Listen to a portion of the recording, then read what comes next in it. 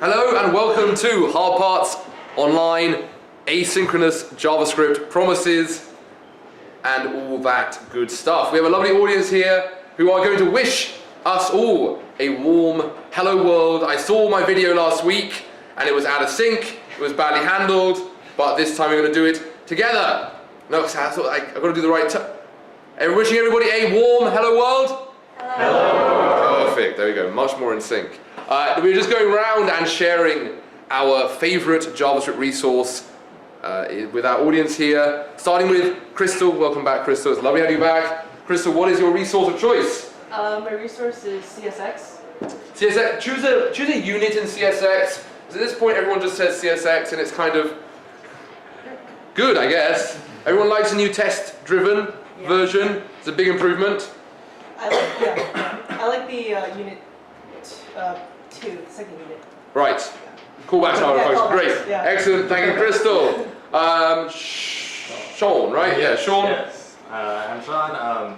My resource of choice is Code Wars, although I really like the Stack Overflow as well. Yes, Stack Overflow is great. Daniel? I'm Daniel, Python tutor. Python tutor for visualizing our code execution. Judd? I'm Judd, and I'm using egghead.io's Redux training thing. It's nice. Done by Abraham. Oh, wow, nice. You can't argue with that. Hey, by the way, these things, right, Soylent, they're meant to not go bad, I guess. I just drank one which I left it from 2 weeks ago. I didn't. I said, well, I spat it out. It was gone bad. Anyway, thank you. Judd, Bonnie, go ahead, ma'am. I'm using Hack Reactor Prep. Hack Reactor Prep. Let's shout out Hack Reactor Prep. Truly, some say the best program out there. Excellent. Thank you. Bonnie. Serge? Slowly working my way through Cold Steel's Udemy course. Nice. Cold Steel, very popular guy. Chet? Chet Baby? Yes, sir. I'm on unit 2. What? Okay, Unit 2 of CSX. I'm not going to ask why you go by Chet Baby, but okay. Yeah, I've gotten asked that. So. Okay, good. Andy? The CSX, unit 4. Unit 4, nice. Which is? Recursion, right? Recursion. Yeah. Got it. Code Wars. Sweet. Computers as well. Thank you, ma'am. Thank you. Is it Chris? What's your name? Me? Yeah. Hari. Harry! Yes. Welcome, Harry. Hi. Lovely to have you here. CSX Unit 2 that I'm working on for callbacks. Very, very nice. Harry, please, somebody suggest anything other than CSX at some point. G. Using MDN. MDN, that's our documentation of all the features of JavaScript. Our friend here, JC, Jackie, be your first name? Yeah, I use Code Wars, and I'm at CSX Unit 2 right now. Excellent, thank you, JC. Dante, Hey, I like your hat, Dante. Oh, thank you. What's it say on it? Salsa Boys? Is that what it says? Okay, I'll ask no more questions. Dante's not being voluble about this, so we'll move on. Dante, what's your resource? Oh, my resource. You can't just have a hat quote as your resource. I was gonna say CX, but That's good, though. We'll just take that, man. We'll take that. Dude, why do you do this to me? You can't do this to me, man. You see me like this? John, Mr. Che, likes to mix up his look so that I find it hard to recognize him. John, go ahead. Shout out to Python tutor. Python tutor, indeed. All right, Garrett. Lead code and just start CSX. Nice, excellent. Oh, you're off CS Prep as well. Hold on. I know who's A. Yeah. Okay. I know it's not Andrea because that's Close. Angela. Angela, how are you doing, Angela? I'm good, how are you? I'm good. I shouldn't make light of remembering people's names. I very much remember Angela. Angela of Arup. Arup. Yeah, Arab. Arup. It's a dumb company name, if I'm being really honest. Can we get that on record? No, I don't want them to say that. So what's your last name again, Angela? Wilson. Angela Wilson of Don't say it on the camera. We'll delete this one, don't worry. I've already said some things we can't keep on here as well. We'll just like start the feed. Yeah, well the feed started 5 minutes ago. Oh, let's see what the commenters are saying about Angela Wilson's opinion of Arab. Let's see what they're saying. Company, just Great company. Great company, she says. No one knows how to say it. I don't know. Okay, excellent. Angela, a resource you want to shout out? I just started CS6, but mostly I just asked my coworkers questions. Nice. Yeah. At where? Where you work? I don't know how to say it. Okay, good. Thank you, Angela. Hello. Hi, I'm using CSS right now. Switch from free codecamp. You switched from free codecamp to CSX? Yeah. Wow.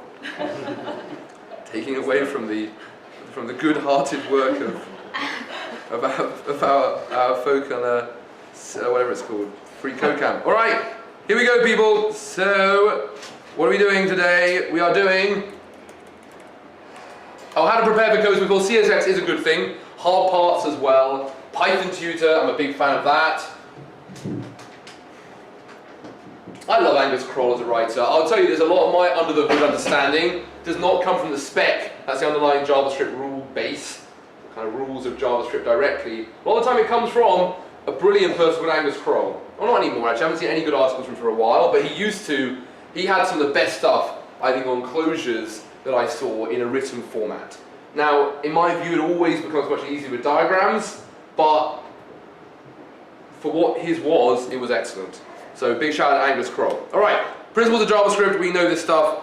We are going to remind ourselves, even though we all know it, about what happens when we run code in JavaScript. I feel conscious I want to try and be in what happens when we run code in JavaScript. It's going to work in a particular pattern known as synchronous single-threaded execution. We're going to map that out, remind ourselves of it, and then rapid-fire move on to a model that augments that so much, adds 3 or 4 other pieces to that puzzle that we have to understand in order to do all the interesting fun stuff in JavaScript. So it turns out that asynchronous JavaScript is what makes this language interesting. Raise your hand if you've been to the asynchronous JavaScript talk at least once before. Okay, it is hard, it is complex, we're going to try and move fast through it, but it is demanding. So for folk who've been here before, this will be a nice refresher, but I do know it's hard, so it's going to take time. So let's start with our code here. This is going to be absolutely not the title of the talk, asynchronicity. This is our synchronous code. But we've got to understand it to appreciate how our asynchronous code augments it. We're going to see asynchronicity is, what if I'm not going to follow my code in order, top to bottom, line by line, but instead set up some tasks that are going to take a long time that if I did go line by line would block me from continuing. And instead set up some work that's going to be run later when a task that takes a long time has finished. And that's going to be the essence of our asynchronous code. But for now, let's start here. Hari, what are we doing, Hari, in line 1 of our code here? We're going to assign Are you smiling at the excellence of my pronunciation, Hari? No. Oh. Oh, wait, wait. Rather at the terribleness of my pronunciation, alright? Hari, what are we doing in line 1? We're going to go and assign const num and value 3 in the global memory. Excellent, there it is. Num is set to the value of 3 in our global memory. Yeah, absolutely. Line 2, Crystal. So variable multiply by 2 set it equal to the function definition. Yeah, excellent. So we're declaring the function multiply by 2. Okay, so by the way, notice how we're going through the code line by line and storing stuff in memory. Running code has just 2 parts to it. One is going through it line by line, known as the thread of execution. Exactly, well done everyone. The other part is when we take the code line by line, a lot of the time it says store stuff in the memory. Those are the 2 halves of running code. Whenever you want to run code, you need those 2 halves. Well, right now we're running our main file of code, so we're in the global 2 halves, which are together known as an execution context. A space in which to run code, a space in which to execute code. But when we start running a function, we also still need those 2 halves. But given we can only ever have 1 thread in our application in JavaScript by its design, that thread better be sort of weaving in and starting to run the code inside that function.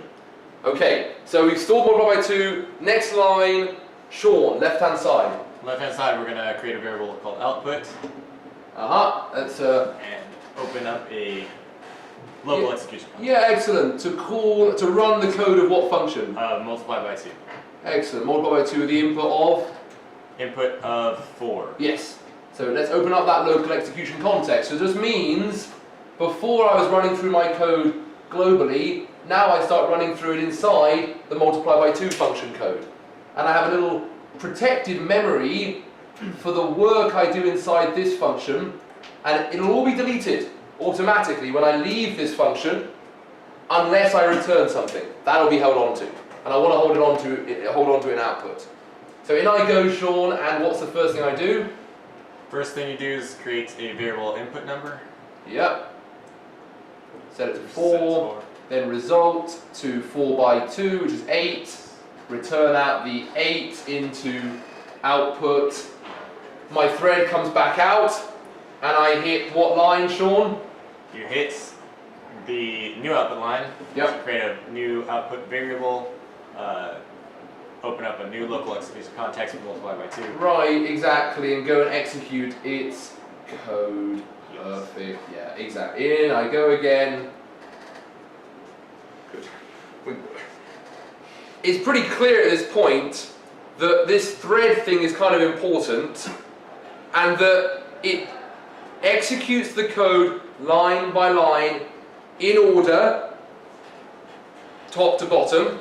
That's known as the thread being synchronous. Synchronous just means in sync. I don't do things in a random order, I'm doing them one after another, line by line, top to bottom. So here, when I call multiply by 2, I'm running through its code. By the way, you may go, hold on, I'm going back up to multiply by 2. Is that in order, top to bottom? That is absolutely not what's happening. When I use the keyword function and multiply by 2, I literally store all of that function's code in memory. I'm never going back up to multiply by 2 to run that code. No, it's always top to bottom. Where is this code coming from? Well, it's coming from memory, but it's on this line. I'm not going back into multiply by 2. Never fall into that trap. I'll tell you, honestly, folks, seasoned engineers are thinking that that's what's happening. Seasoned pro engineers, basically they have a lack of clarity enough that that's basically what they think is happening. For real. It is absolutely not what's happening. It's going to refer to the saved function code in memory and using that on this line, not back further up. Okay, good. So our thread, therefore, is, we need to keep track of all these execution contexts. That is these, where we are in the code right now, and we use this thing called the call stack. So the call stack is JavaScript's built-in way of tracking, am I in this execution context? Am I in this bigger one? Remember, our execution context is just the fancy name for the processing power to go through the code line by line, and a memory to store the stuff we encounter. And the call stack is JavaScript's way of tracking which one am I in. Well, I start off in global, and when I start running multiply by 2, I'm going to add it to my call stack. So a stack is a way of storing information. In this case, it's the information of, am I in global? Am I inside multiply by 2? Am I inside another function being run inside of that?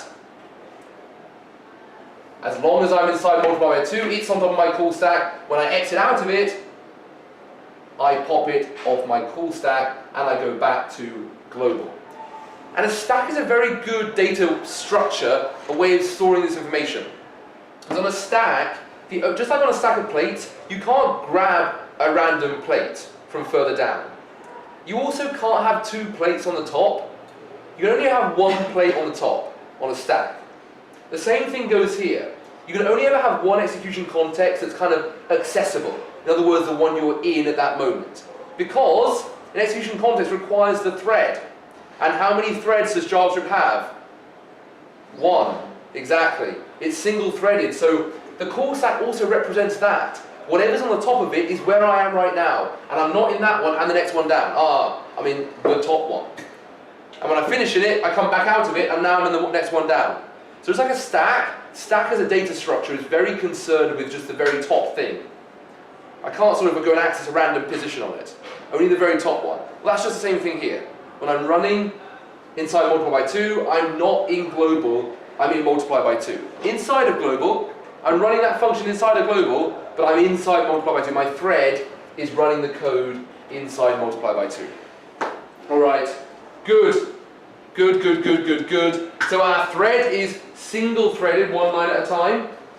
No, one thing at a time, and it's synchronous in order top to bottom.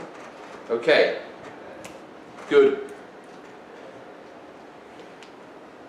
We move through that very nice and fast. So here is the issue. Oh, the link of the slides aren't working. Our online audience are crying out. They're crying out for the slides. Hold on, online audience, don't worry.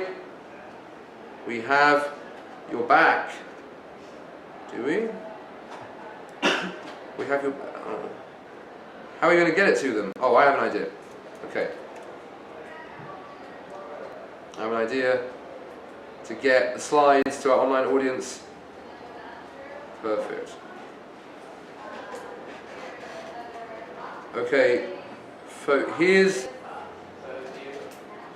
There you go, online audience. Brian Delitza says, let me get them slides. Brian, don't worry. The slides are racing towards you. Brian, they're not going to work quite yet because it's still uploading. I think that file. Oh no, it's already uploaded. So, yeah, Brian, let us know if that works. Hopefully it does. You got them slides. Can you zoom in on the block of code being run? No, Sam, that's not part of the abilities. Oh, Brian says success. Excellent. Thank you, Brian. Sam, no. No zooming in. Will we get it now? Timothy says aye. Okay, you give the online audience some chance to participate and they take it and run with it. Online audience, I'm going to start reading your comments. So if you want to start saying stuff and getting involved, Joel Perkins, a question. Joel, okay, this is unprecedented. This is a new level. Is global memory an object that JavaScript creates when a program runs? Don't use the word object, Joel, because that makes you feel like it's very tempting to think this is an object. It is not. Now, how JavaScript implements it under the hood, I know, maybe it uses an object in the sense of a key value pair. Oh yeah, sure. But it is absolutely not worth using the term object because it is absolutely not in any way a JavaScript object. Okay, Joel, good question though. Okay, and by the way, online audience, feel free to ask your questions and I will take a look at them. It's a new feature, very exciting. This could be a terrible decision. All right, here we go. So, the challenge here, people, though, is that if I have a task, if I have some work, for example, the most interesting one of all, Judd, are you taking notes or are you just, oh, you always take notes, don't you? You take, I catch you every time you're taking detailed notes. I apologise. Sorry, Judd. I apologise to Judd. He's taking detailed notes again, isn't he? Is he taking notes the whole time? We're not looking at you, we're looking at you. Oh, Bonnie, thank you very much. All right. Good. So, here's our challenge. Here's our challenge. When I am on this multiply by 2 function being called, am I allowed, when that's on my call stack and I'm inside of it, Dante, when I'm on the call to multiply by 2, the running of multiply by 2 with the input of 4, I'm inside its execution context, am I allowed to continue on to new output while I'm inside of here? No. No. I'm not allowed to move on from one line to the next until I've finished on that line's work. So what if that line's work is a super slow task that takes like half a second to go and speak to the internet and get, I don't know, you know when you click view more tweets, it goes to get more tweets and bring them back. What if it's a task like that? Well, then I've got a really tough situation because I've got more code I want to keep running. By the way, that code could be code that's triggered by a user clicking something. Suppose I'm on Twitter and my user clicks like on a tweet. It wants to run the code, increase number of likes, and turn heart from clear to pink. Well, that code can't run because I've pressed view more tweets and it's off running the view more tweets function. It's getting those tweets and I can't continue on to run any more code at all. This is a really tough situation. This is the essence of our asynchronous problem. JavaScript is single-threaded, one command at a time. It runs single-threaded, yeah, one command at a time, and it's synchronous. Each line is executed in order. We don't get to sort of defer code, not at least within JavaScript pure. So what if we want to wait some time before we can run certain code? So for example, we click view more tweets, it wants to go off and get Twitter data, bring it back, and then display it. Well, I don't want to move on to my display functionality until I've got the Twitter data back, but simultaneously, I can't run any further code below. We've got a conundrum, a tension between wanting to delay some code running, for example, displaying the tweets that we got back from Twitter, and not wanting to block any further code running in the meantime. And this is a deep conundrum. Let's just see it play out so we're really aware of how this is deeply problematic. Let's just actually first remind ourselves what our goals are. Be able to do tasks that take a long time in JavaScript, like speaking to Twitter. Now you may think half a second isn't a long time, but try not being able to click your like button for half a second. You can click it like 15 times in that, maybe not 15 times. Maybe 8 times in half a second. So we want to be able to do that, but be able to continue running JavaScript code line by line, like the users clicking do something. That's all code, that's all JavaScript code running. When you click like, it's running code saying turn it pink. That is absolutely code running. They can't run that code. Also, by the way, we're going to discover when that slow task completes, like speaking to Twitter, I want to be able to run functionality on that new data, like display that data. I didn't go to Twitter to get new tweets and then not run the code that says display those tweets. So I want all these 3 things, and we're going to discover we can get all these 3 things, but we do not currently have a toolkit to get all these three things in sync. We don't have the toolkit. But let's try though, let's just imagine we do. Let's try with our existing model. Our existing model here, we're going to run a function that's a kind of made up function called fetch and wait that speaks to Twitter, and it's speaking, as it's speaking to Twitter, inside of itself it's speaking to Twitter, going to bring the data back, and we're going to have to sit and wait on this line until that data comes back. And when it comes back, it'll be stored in data from API, and then we'll be able to run display on that data. Okay, let's just see why this is absolutely impossible to maintain. Let's actually just see it. Let's see its problems in action. Let's see its problems in action. Oh, so much. Any more questions? Hannah Mitchell says it's a great decision. Oh, to be able to ask questions. Yeah, I can't wait. It makes me feel very... Oh, somebody today sent an email. Hold on, this is one of those emails that... This is one of those things where it's why Shanda mocks me. So let me just read this email out because... Ollie, you love these emails, stop leaving the room. Here we go. I am Chandresh from India. I am in New York for a month and I wanted to meet you and brag to my friends in India that I met you. I'm blowing up in India. But it's really sad. I visited Codesmith last Thursday, but unfortunately you were not there. Oh, Chandresh. Oh, look at this. I'm actually a social media influencer. Casey Robinson says, Will, I tried Twin Snakes.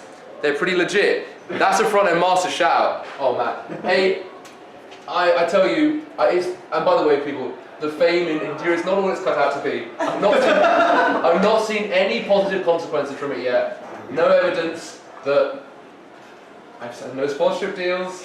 But I'm trying to get a sponsorship deal though for Twin Snakes, my favourite Haribo candy. And when that day comes, I mean, to be fair, I've been trying to get sponsorship deals for a long time. I tried it with a local. I'm sort of joking, but also not. I mean, obviously, I haven't actually tried. That would be really, really bad. But if anyone does have any sponsorship deals they want to offer me, is that press juicery? Yes, it is. Well, no, not press juicery, but it's a what is it? Juice. I'll see if I can. I'll see. Clover. Zen Foods. Zen Foods. Do you think they want to do sponsorship deals? All right, good. And unless they're paying me, I'm not promoting it. All right. Oh, thank you, Bonnie. So let's actually walk through this code, see what happens, and recognize this is impossible. Garrett, line 1. What's happening? You're declaring the function display. Yep, great. Line 2, left-hand side. Daniel, what's happening? Declare a constant data from API. Okay, there it is. Data from API. It's going to be the return value of this function call here. This made-up function that's using our existing way of thinking asynchronous JavaScript model, asynchronous line-by-line order approach, and let's see how it would work. Fetch and wait called with the Twitter URL. Oop, there it is, Twitter URL. Okay, now let's start tracking our time. So we're at 1 millisecond here. This task here, Andy, how long do you think this task of fetching the data from Twitter and waiting will take, Andy? Like 300 milliseconds. Maybe 300 milliseconds, something like that, right? Very precise. very good precision there. Okay. And we kind of want it to do its work before we move on, because otherwise how can we display the data? We don't want to hit the next line until we got the data back. It's going to take 300 milliseconds, but I actually don't want to move on until I get the data back. Otherwise, how can I run display on that data? It'll just be what, Andy? What would data from API be before I get the data back? Undefined, yeah, exactly. So I don't want to run display until I get the data back. But 300 milliseconds later, I do get the data back, and of course, back it comes in my little in hi. There it is, that's our data. Normally be an object in reality, with a property with a body on it that's actually going to have that details, but for now we'll just say it's hi. Back it comes, and that's going to be stored where, Andy? What was it called? Data from API? Data from API, exactly, yeah. Great. Excellent, so far so good, until we start thinking realistically, but so far so good, and at 301 milliseconds, what do we run, Daniel? We're going to run display function. Yeah, with what argument? With argument hi. Hi, open an execution context for it, and in local memory we'll find first what, Daniel? The data input, which will be hi. Yeah, excellent, and therefore in our console we'll log Hi. yeah. And just as our data comes back immediately, woohoo, we are able to console log hi. Well, this is pretty nice. So far I'm very happy. I'm very happy. 300 milliseconds later, our data comes back, we can run display on it, perfect.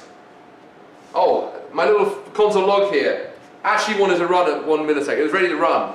What time does it actually end up running the console log, Bonnie? 302 milliseconds. Something like that, exactly. Console log, me, much later. There it is, 302 milliseconds. And that's the hint of why this approach is so impossible to maintain. In this interim time here, between 1 and 301 milliseconds, we could not run any code. We couldn't run me later. We couldn't run, I almost kind of want to move the me later to be in here or something, so it was really clear we wanted to do that. But we couldn't hit it because we were sitting waiting on this line that was doing the work that takes a long time of speaking to Twitter. So we were absolutely, user could do nothing in this period here. They really wanted to click like. They really wanted to run that code that would be triggered at that moment saying turn that heart pink. But they couldn't run it. Because there was no code that was allowed to run. Because we were sitting inside the execution context of fetch and wait, speaking to Twitter. This is where we think about our accessing to things outside of JavaScript, like the internet, as synchronous. That means do it in order and don't move on from it until you've done it. And it's horrible. It's a disaster. We cannot do this. This is fundamentally untenable. It's blocked our single thread. We can't move on to this next. Now, we don't want to move on to running display, but we do want to move on to running other code. From running any further code while the task completes. Benefits, it's easy to reason about. Where's my data? Is it going to be there for running display? Well, of course it is. I can't move on to running display until my fetch and wait has finished and store the data in data from API. I can't even move on. So, solution one is untenable, but in terms of our goals, be able to do tasks that take a long time to complete, yes. When our slow task completes, be able to run functionality knowing the task is done. Well, we didn't get to this line until this task was done. And that the data is ready. Well, we can't get to this next line until fetch and wait's returned out the data, stored in data API, and then we hit display. But look at that middle one. Continue running our JavaScript code line by line. No, no, no. Because look, we didn't get to this line console log until after we finished this long task. By the way, what if that task takes a second? What if that task is a timer for 5,000 milliseconds that's going to sit there for 5 seconds and we can't run any other code? It seems we have a conundrum. Anyone got an idea? No, you're not allowed to say. Good.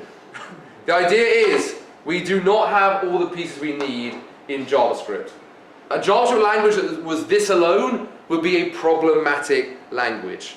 We absolutely need to add to our platform in addition to our memory, our thread, single and synchronous, and blocking. That blocking, by the way, just means if I'm on this line, I'm blocked from continuing to the next line, which is good because I don't want to run functionality on no data, but it's bad because I want to continue running this functionality.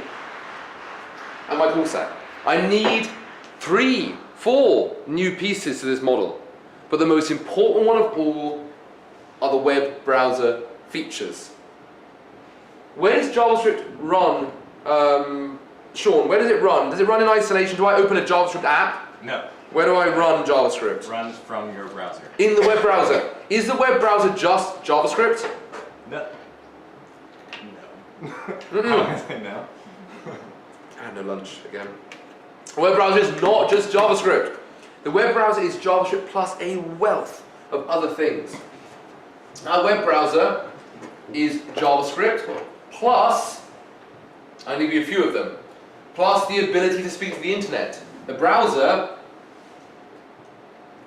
has a feature that lets it speak to the internet. They call it XHR, XML HTTP request. Plus, oh, the most cool one of all, DOM. The DOM is a model, a representation, like a kind of computer representation of the pixels of the web page. The buttons, the images, the document object model. That means it's a representation in kind of like an organized, like think of like an object that you can kind of scan through, navigate through with code that represents the things on the web page. I guess it's also the web page itself, you know, the actual web rendering engine that actually makes the pretty page itself.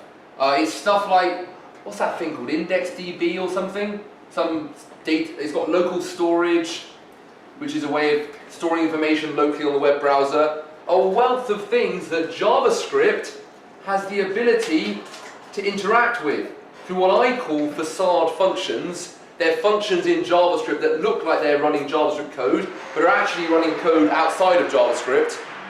And that, oh, what's the other one? Timer. And all of these are available to us in JavaScript. They're not in JavaScript, they have labels. In JavaScript, XHR goes by the label fetch. Timer goes by what label, Daniel? Set timeout. Set timeout. Local storage actually goes by local storage. DOM goes by... John, what's DOM go by? Document, exactly. So it's funny, they call them different things in JavaScript. These are the labels for the functionality that actually have these names, but in JavaScript we use these funny other names for them. And that is where we're going to set off all of our time-consuming work. We're not going to block our single JavaScript thread with that work. We're going to do it in the web browser so that JavaScript's engine can continue running through code. But back out in the web browser, all the slow work, like speaking to the internet, this one's the internet speaker, this is the one that allows you to speak to the internet, like the timers, are all done outside of our JavaScript engine. Okay, I've never done like this before. There you go. There we go. Alright, question. Did you guys know why there is display high on solution 1? Oh, because, MJ, when we ran fetch and wait, it's speaking to Twitter, and we're just imagining, MJ, that it returns us a tweet, and that tweet was just the simple word hi. and then we store that in data from API. Remember, the output of the right-hand side is always stored on the left-hand side, and then we now have data from API as high. We just made that up, MJ. That's just literally us pretending that that's how fetch and wait works, and that's what our tweet is.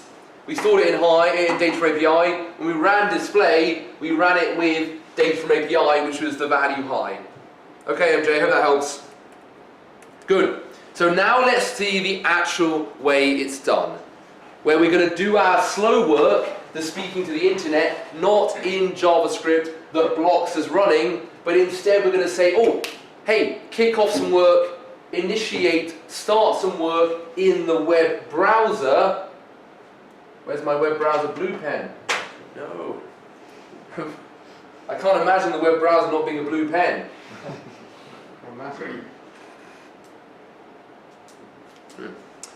Oh well. Anyone want to go and find a blue pen for me? I can go share it. Thanks, Chris. Alright, so everything in the web browser here, doesn't interfere with JavaScript. We set up a timer in the web browser, it's not blocking us running JavaScript code. So we're going to be able to move the hell on. But we're going to use special labels for this functionality. They're called facade functions. They're not actually called that. As a very brilliant, experienced engineer called Ling Ji, who came to Hard Parts in New York a few weeks ago, went hunting for facade functions online and did not find any, because that is not the actual name for them, but they're called instead APIs. We'll talk about why in a moment. Okay, so let's go. Let's walk through this code line by line and let's get it down. Getting used to throwing the slow tasks out of JavaScript into the web browser. Alright. Serge, you're up first, my friend. What does it say to do? You're going to declare a function print hello with the value of the function definition. Yep, excellent. Yeah. In level memory. Yeah. You're just giving me some time there, I know.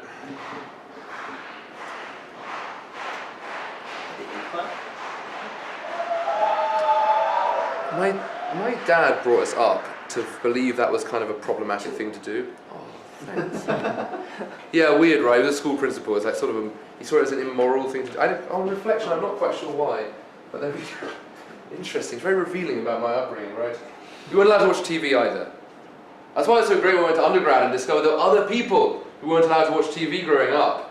The only TV show allowed to watch, or not allowed to watch, was when my parents went out to music centre. I think I told some of you this before. To music centre with my sister. I went on Saturday to music centre. All morning. I hated it. Playing the violin in the back row of the orchestra. Terrible violinist. Terrible violinist. Second violins, fourth desk. Those of you who come from music background know that's where they put the people whose parents made them do it. But there was 2 TV shows. I know this story before. Some of you know this story before. There were 2 TV shows on. Thursday, 6:30 p.m. Oh, we loved this. Me and my sister who didn't go to music centre. We loved it so much. We had Fresh Prince. And we had, following that, it was pretty arbitrary, honestly, we had Simpsons. Then, the worst show ever, Home Improvement. What was this show? Made no sense at all to me. It was like 30 years old. Fresh Prince, it was really hard to tell how old it was because LA is kind of so much cooler and ahead of everything. When we discovered it was in the early 1990s and even 89, I think we lived a very sheltered life that we thought it was contemporary. We thought it came out at the same time we were watching it. Anyway, which was 20 years later. Alright, so here we go, line 1. You've already said, Serge, that we're storing print hello in memory. Line 2. We're going to call the browser API set timeout to call a timer. Okay. I'm just going to hold the correct answer there for a second and say, well, what if we're not doing that? What if we're actually, so we're calling set timeout that argument, print hello, and the second argument, Serge, represents what? 1,000 milliseconds. Yeah, which is the time that you're going to wait before you... We want to delay until we run this function. So let's imagine our synchronous model of execution still applies. So we'd open an execution context, right? And we're at like 1 millisecond or something. And in we go, our thread weaves in, and we're going to wait 1,000 milliseconds until we're going to call what, Serge? Print hello? Yeah. I love making people say things they know are wrong. Print hello at like 1,000 milliseconds, and then I'm only allowed back out at 1,001 milliseconds where I'd hit my console log me first. Well, this seems very problematic. I now have a timer that's blocking me running any further code. It's sitting on the call stack that whole time. But then again, I know how functions work in JavaScript. I'm passing in the definition of print hello. Serge, am I running print hello here? No, because there's no parentheses. parentheses, exactly. But I guess I must be running it inside set timeout's execution context. No. Set timeout is a fraud. It is a pretend function. It is a front, a facade for timer, which is not going to do anything in JavaScript whatsoever. Yes, set timeout technically returns out an ID for the timer, but that's absolutely irrelevant. We can essentially think of set timeout doing nothing in JavaScript at all. Instead, exactly as, because if it did, the timing would have to happen there and block us running any further code. But instead, it's doing what he said, what Serge said, which is it's setting up some work in our web browser. In our web browser. So let's list out that work that this set timeout is going to initiate. Here's our web browser features that we have access to through these labels. And what feature are we spinning up, Angela, when we use set timeout? The timer, well done, exactly. So let's spin it up. Timer, so we're spinning up the web browser feature, timer. What information, Angela, does it need to know to be a good timer? How long it should time? Correct, which is? 1,000 milliseconds. 1,000 milliseconds, well done, Angela. And then, what else, Angela? So what are we waiting for? What are we delaying when we put 1,000 milliseconds? Correct. So what's the other thing it needs to know? Function it will run after the time is done. She's spot on, well done, well put. So it's going to call print, it's going to run print hello. By the way, Angela, in a general sense, how does JavaScript go about executing, calling a function? What does it do when it wants to call a function? Pushes it to the call stack. Pushes the call stack. So that's what we want to have happen at the end. Now, Angela, is it complete, this timer, is it complete at, what are we at, 1 millisecond, when it first gets initiated? Is it complete? No. We're far from it, right? Far from it. It's going to be like 1,001 milliseconds until it's complete. But look at that. Set timeout, set up its background work in the web browser, the timer, and is it doing anything in JavaScript? No. So it just moves the hell on. We can almost think, it technically, because anything in JavaScript gets added to its own internal call stack, but we can basically think of it just not even going on the call stack, we just move the hell on to our next line of code, which is what, Sean? Console log me first. Console log me first, excellent. At about 2 milliseconds. Console log me first. People, we're going to see right now, this solution here is very, very mature. This has been the model of how JavaScript's executed code for the last 20 years. This is a mature, thoughtfully designed model of throwing out work to the background, moving the hell on. Now in the background, we've now finished running all our JavaScript code, but in the background, tick-tock, tick-tock, tick-tock, our timer's going by. And Bonnie, at about 1,001 milliseconds, what can we say about timer? That it's complete. It's complete, which means we're going to initiate, Angela, what? Print hello. The calling of print hello. By doing what? How do we call a function? To the call stack. Pushing it to the call stack. Well done. There it is. Print hello. Push the call stack at something like 1,001 milliseconds. Well, folks, this is perfect. We set up background work, delaying functionality being run, and only started running it when we finished the background work. But we didn't block. We were able to continue running our work in JavaScript, no problem. And then we call print hello, which at 1,001 milliseconds prints hello. This is very, very close to everything we want in our asynchronous model. We got everything we want.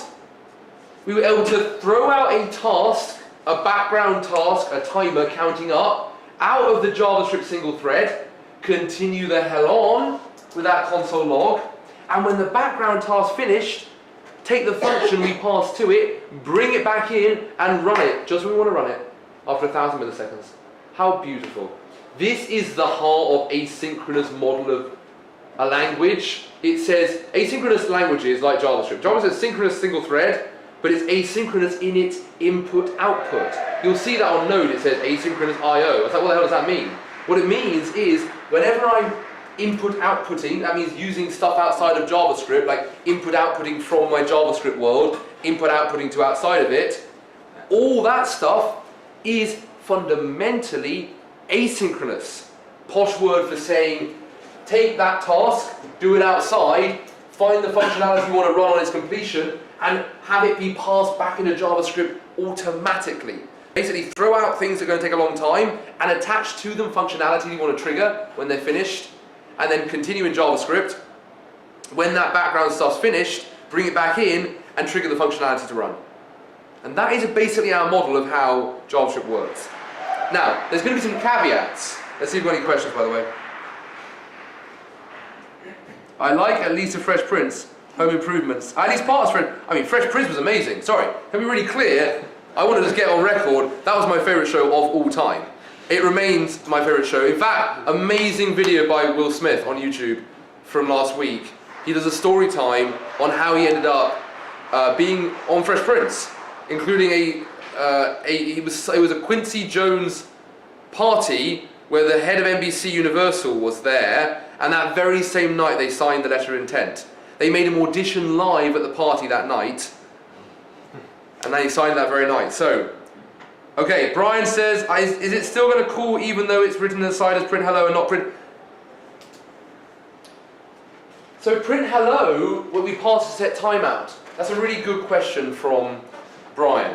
When I pass print hello to set timeout, I am absolutely not running it. I am literally taking the code, I'm going to write the code out here. What is the code of print hello again, Bonnie, basically? Console log hello. Console log hello, exactly. It's that code, that is being passed to timer, and it's basically that, print hello, console log hello. That is literally the definition of the code. It's actually a reference to where it's stored in memory, but it's basically, think of that, the actual function definition being passed, and JavaScript, when it gets this background work complete, is going to take that definition and say start running it, and it's going to automatically put the parens on the end for us, saying start running it, and that's what happens. So we are not the ones, Brian, who set print hello to start running. No. We say, here's the definition of the function that your JavaScript is going to automatically start running for us when the background web browser work's finished. Okay? Good. Let's have thumbs on this core model. By the way, there's going to be caveats, and I want to see if anyone can spot. Hold on. What would happen if XYZ were to occur? What would happen in this situation? Because there's going to need to be some rules. Now that we're interacting with a world outside of our pure, single-threaded, simple JavaScript world, when does this well, thumbs. You lost me? I'm clear. I have clarifications. Online audience as well. Thumbs. By the way, we might start doing hard parts with the Zoom on here. It's very good. All right, thumbs everyone. Anyone got doubt? Oh. Angela, you had a clarification though. You explained it. Oh, I did? Yeah. Oh. So, I'm going to still say though, people, a couple of scenarios. What if I had 1,000 console logs here? Yeah. What if I had 5 background features set up? When are they allowed to run? If I have 1,000 console logs here, my timer's ready after, maybe I have a timer that only lasts 1 millisecond. And so my print hello function is ready to go after like 400 console logs. Or something like that, I mean, not like 3 console logs. Is it allowed back in at that point? Presumably. Who knows? Who knows? Who knows? So it just lets it back in as soon as it's... No, it doesn't. No, Serge, don't ruin it for me. Yes. Let's see. The answer to all our problems are here. We're interacting with a world outside of JavaScript now. We need some rules. So we're going to now kind of test your question there, Angela, by having actually a function called block for 1 second. We don't know how it's going to work, but we can think of it as being like thousands and millions of console logs. We're going to figure out, there's a number of ways it could work. We'll figure it out in a second. A print hello function that's going to be triggered to run after 0 milliseconds. So when is it? It could come in any of these moments. And we're going to see, we're going to need a very, very reliable rule for when it is allowed back in. And it's going to feel oddly kind of restrictive, but it's going to guarantee us this works the way we want it to work. Okay, good. So let's walk through this code together. My sprays every time right now. Okay, so line one, what are we doing? What are we doing? Hurry. We're gonna go and store print hello function. Well done, Hurry. You are correct. Garrett, what are we doing line 2? Declaring block for 1 second. Yeah, do we know how it works? Nah, it's going to be like a black box function, which just means like saying, well, anyone give me an idea how I could define a function that when run would sit on my call stack? It's not doing work down here. It's sitting on my call stack for a second. Serge, can you think of how I could design a function that would do that? While loop that counts to like 10,000 or whatever. Well, probably, yeah, a lot more than that. Like, someone sent me a message saying, this doesn't work. The code, because they did a for loop, they built the for loop for block for 1 second, and they didn't count to 300. That's going to be like that in a modern. It's going to be like. By the way, I was really worried. I was like, fuck, maybe my code doesn't work. And I saw a count to 300. Okay, it's like that in a modern JavaScript engine. You've got to count like millions to get it to block for a second. Billions to get it to block for a second. Okay, so there it is stored in memory, block for 1 second. We're not running it yet. Chet. Oh, Chet, here's your moment. Chet, tell me what is happening when I call set timeout and pass in the definition of the function print hello, definitely not running it, right, passing the whole definition, and 0 as the time I want to delay this function running. Is it doing anything in JavaScript, Chet? No. What instead is it doing? What is set timeout a label for in my web browser? Your timer. My timer, exactly, in my web browser, my timer feature. What information does this timer need, Chet? The function definition. Correct, because it's going to run that on completion. Yeah. And what else does it need to know? The amount of time. Yes. Well done, Chet. 0 milliseconds, and then on completion, print hello is going to be invoked, going to be called. It's going to be passed back into JavaScript and run automatically. By the way, John, do you remember the things you said at Alibi Room last Thursday?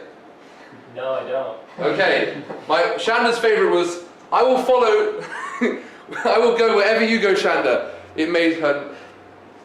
One of my personal models ever since I came here. Was that? That's one of my personal models. Ah, beautiful, John. I'm with you. She is truly special.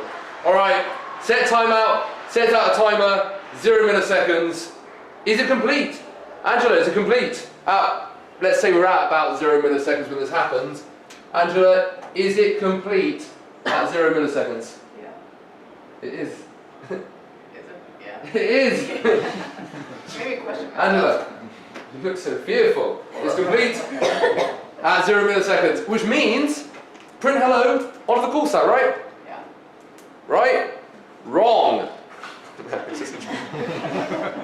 What's Greg saying? Once the function comes back from the web and web browser, not the web. Greg, it's not on the web. When I say web browser, I mean literally Chrome. It's not on the web. The web is like the internet. The function is in the web browser, or a reference to it is in the web browser's feature timer. Is run. Does it go on top of the JavaScript call stack? Yeah, that means it's being run. To be run, you've got to go on top of the call stack. But hold on, what if there's another function there? I see where you're going, Greg. What happens if the timer is too small compared to the work expected to happen? Ender, do you mind rephrasing that question? I'm not quite sure what it means. Okay. Okay. Good. So set timeout is being run. It's set up this background work. Print hello. I'm with Angela. Print hello should be allowed back on now. But it isn't the next thing. We're going to figure out what our rule must be. I'm going to ask you, Angela, in a moment what our rule must be. Because actually the next line, we've done set timeout being called. So Angela, what's actually the next line in our synchronous, that's our in order code, say to do? Block for 1 second. To call block for 1 second, exactly. Block for 1 sec. Called. Little tiny execution context, we don't need to write what it's doing, but we go into it. It's going to take 1,000 milliseconds in there. We don't know what it's doing. Oh, we do. For loop or a while loop, right? They take lots of little mini steps that just block the thread, because each one of the little steps takes a little tiny amount of time. A for loop to 1,000,000 will do it. We come back out at about 1,001 milliseconds. Well, firstly, actually, hold on. While block for 1 second on our call stack, print hello is ready to go. So does it get to something just randomly be run and put on top of the call stack? That would be crazy. But maybe now block for 1 second is finished and popped off the call stack and we're back in global. Maybe now print hello has been sitting there for long enough. Crystal, do you think print hello is allowed back and be run? No. No. You think console log me first, I'm first? Yeah. Yeah, well, let's see. But we'll write it, we'll see if it's true. I guess if we're writing it, probably true. There it is, console log me first at 1,001 milliseconds. Me first. So what is this model where my print hello function is not allowed on the call stack? This model is a model with a very, very strict rule. Sean, can you try and diagnose what you think that one simple rule, because it is just one rule, or that one simple rule for when my deferred, my delayed function that's ready to run is allowed back on the call stack? Can you figure out what my one simple rule might be?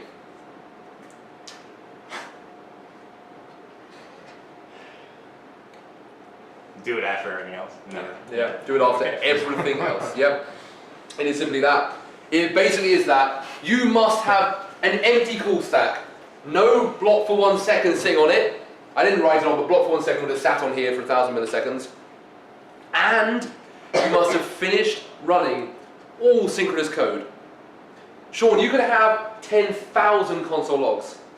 You could have 1,000,000 console logs. Until they are all finished running, nothing is allowed back on the call stack that's been deferred by one of these web browser facade functions known as APIs. Nothing is allowed back in on the call stack, ever, ever, ever, ever. In fact, if you had a while loop that was an infinite while loop, this print hello, despite the fact that it was delayed only 0 milliseconds, will never be allowed back on. It'll never be allowed back on. Because the while loop's sitting on the call stack running the whole time. Oh, sorry, sitting in global execution context on the call stack running the whole time. It will never be allowed back on. Until we close our application and then we're done. So what is the process by which this happens? Well, it turns out the print hello can't just sit here, because what if I had another timer set up here that completed after 5 milliseconds? Now I've got two functions sitting here. Which one's allowed back on when the time does come? What if I have multiple timers and I'm using XHR to speak to the internet and they're all completing in this while this function sitting on the execution context? I've got 5 functions that are ready to start running. Which order are they allowed back on? Well, we have to have an interim step. So the interim stage is that as soon as the work is complete, the function doesn't sit around here. Instead, it goes to a queue for these functions. It's kind of first in, first out. So if this one finishes first, and this function gets passed into this queue first, and that queue has the print hello function added to it immediately the timer finishes its work. So immediately the timer finishes its work, then up here appears at 0 milliseconds print hello. And this queue is a queue of functions, a queue of tasks to do. This is a task, it's code to run. So you can call it, in the JavaScript underlying design book, like here is how you should implement JavaScript in your web browser designers. It's known as the task queue, actually. But we can also typically call it the callback queue. They both mean the same thing. And it's a queue of delayed functionality.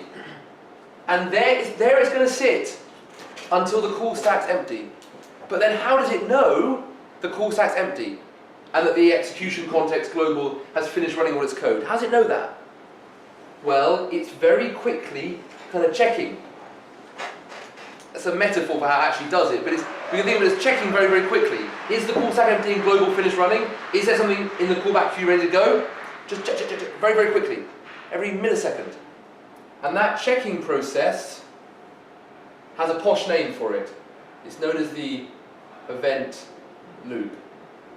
It's checking very, very quickly. Is this empty? Is there something here?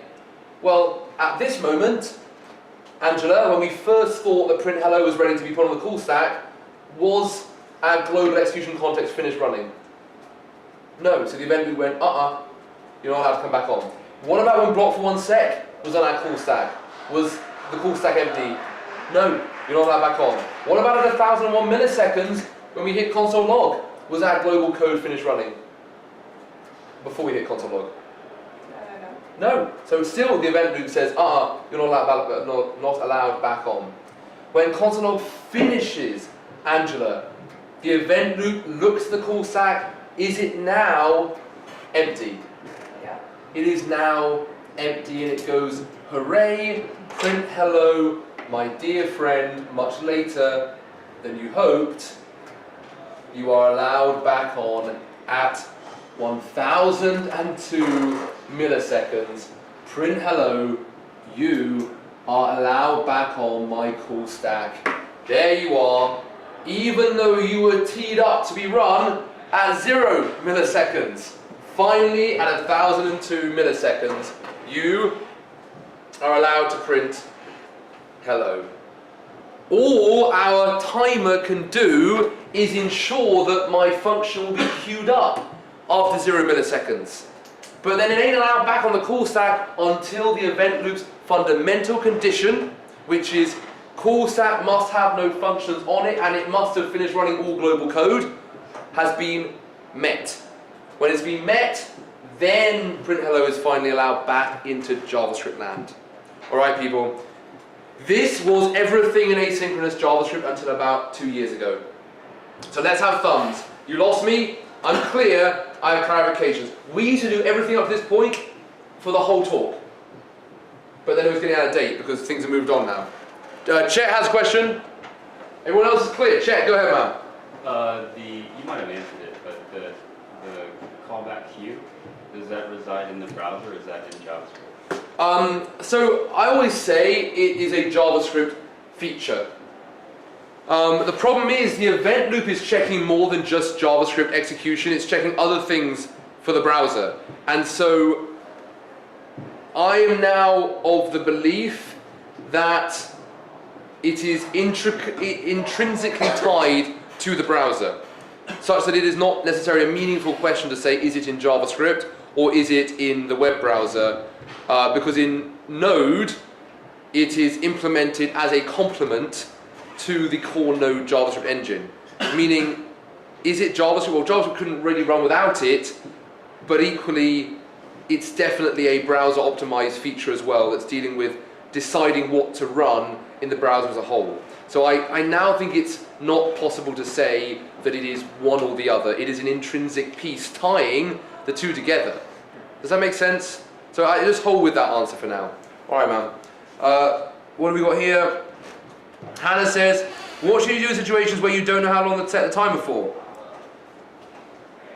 I can't paste a link, but scroll. Also, what happened? Okay. It takes more than 1 millisecond to invoke the function for 0 milliseconds of waiting. Okay. Let's come to to Hannah's question here. Oh, hi Hannah. You decided Thousand Oaks to Venice was too long a drive. Good. All right. What should you do in situation? I'm going to answer your question. All right. What should you do in situations where you don't know how long to set the timer for? In other words, you aren't sure how long you will need to wait before invoking the function. Basically, Hannah and folk, you can't really think about using timers for the purpose of cardinally setting a time for a function to run. Cardinal, people, means the actual number. Like, I am thinking of 5,000 milliseconds as being literally at 5,000 milliseconds later, and I know that that will be twice as long as 2,500 milliseconds later. I can't do that. I can't think in terms of time as an absolute number, as opposed to what I can do, potentially, is think about ordinally. That means thinking about numbers as an order. Cardinal is about thinking of them as absolute values that if it says 5,000 milliseconds and the other one says 4,999, then they're going to come at 4,999 and 5,000. That's not possible in JavaScript. What I can do, within reason, is say this function will run before this function. And when you see me do these numbers here, what I'm really saying is ordinal. That means I'm saying this will happen before this, ordered before this, ordered before this. It's ordinal. It's about the order. The numbers and the time represent order of execution. That I can control. The exact timing I can't control. And therefore you can't actually achieve that goal. Oh, Hannah's in Mexico. Apologies, Hannah. And really shout out for spending your Thursday evening in Mexico on hard parts. I really take it back. Sincerely. All the things you'll be doing in Mexico. And you're here on hard parts. Very strange decision, Hannah. Very strange decision. Endery says, it takes more than 1 millisecond, assumedly, to invoke the function for 0 milliseconds of waiting. Again, it doesn't really matter, per se, Endery, because we're not thinking about cardinal exact times. We're thinking about ordering of when things are allowed to run. Okay, we can't really control exact times of function calls. Okay, good. There we go. Hannah says you're welcome. Ha ha ha ha. Good, she's on it. So there we go. That was our old model, but now, what is our view of this? Problems. No problems. This is the complete model of JavaScript, asynchronous code execution, doing stuff that happens outside of the web, outside of JavaScript, until about 2 years ago. One downside, we didn't see it here because when print hello runs, it has no input. But a lot of the time when print hello runs, the function that got deferred, it'll actually have some data. For example, if I'm speaking to Twitter, I'm getting a tweet back. That tweet shows up as the input of the function that I delayed to run only when the tweet data comes back.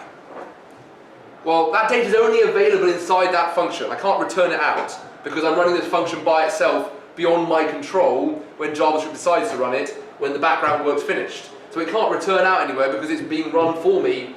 They're sticking the parens on the end of it. So I can't say return something out of it. So the data that comes back is only available inside that function that I defer.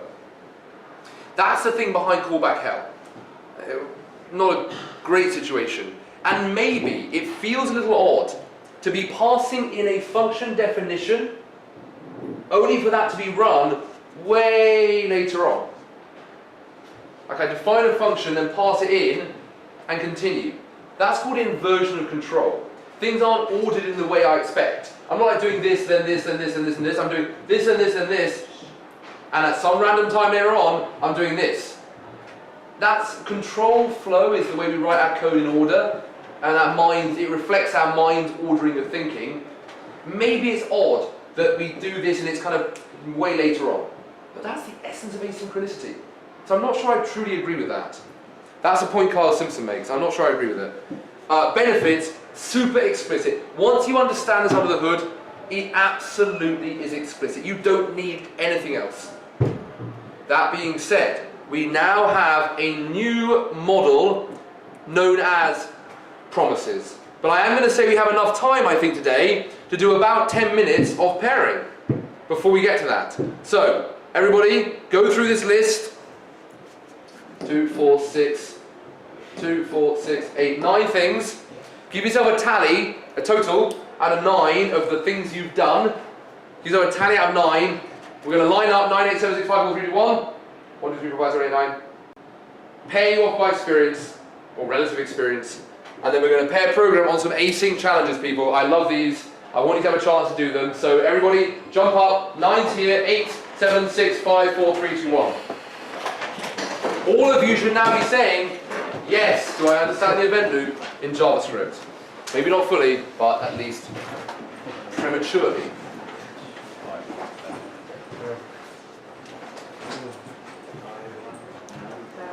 Yeah, let's go.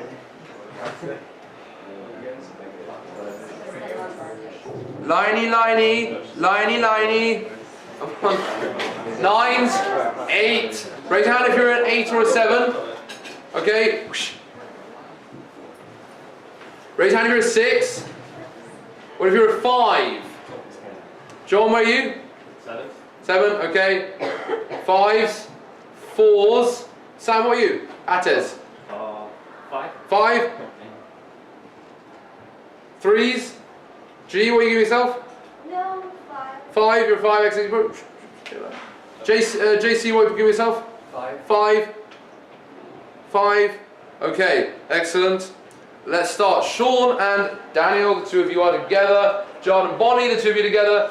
Dylan and oh shit. Oh, we did this last time. Hold on. Edward. Dylan and Edward. What did I call you for a while? Andrew. No. Dylan and Edward. Dante and John, the two of you together. Garrett and Crystal, the two of you together. Sam and Serge, two of you together. Andy and JC, the two of you together. G and Hari, the two of you together. Chet. Crystal and Angela, the three of you together. Alright everybody, grab seats with your partners.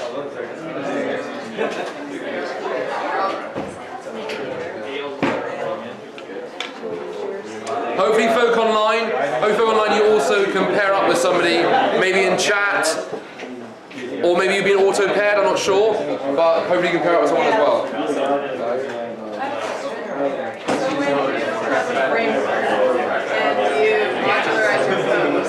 Is that asynchronous? Or is it just like... No,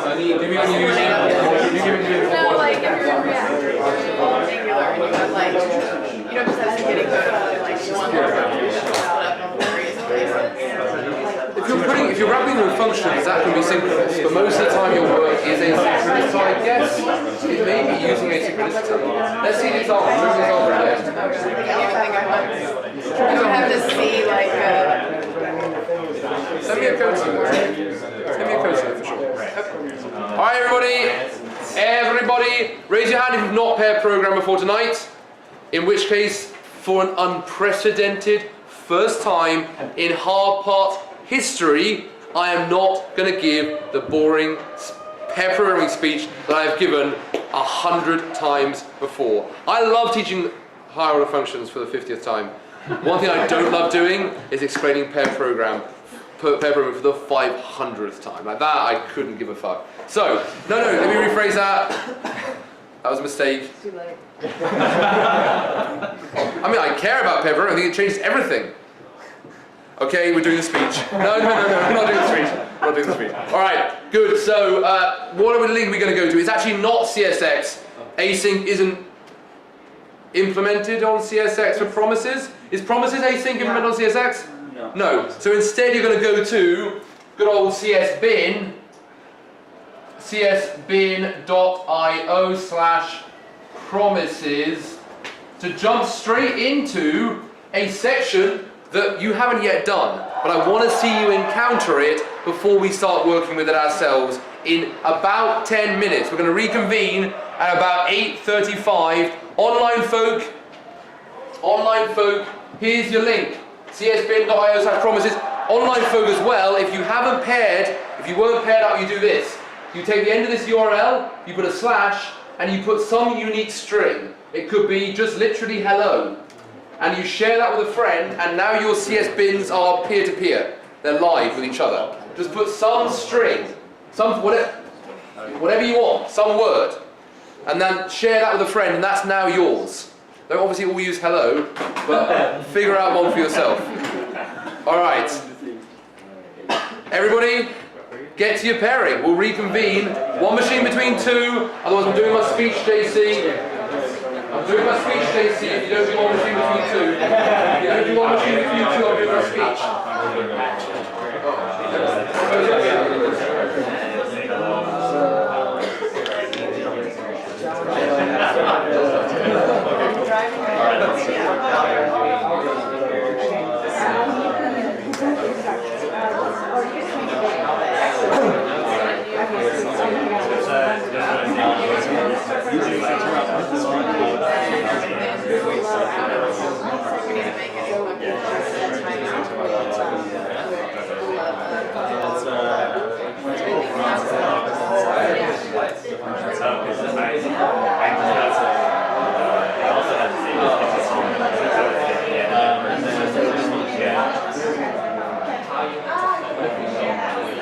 But I don't think there should be. Oh, we're gonna do it inside. So inside the function. So let's do force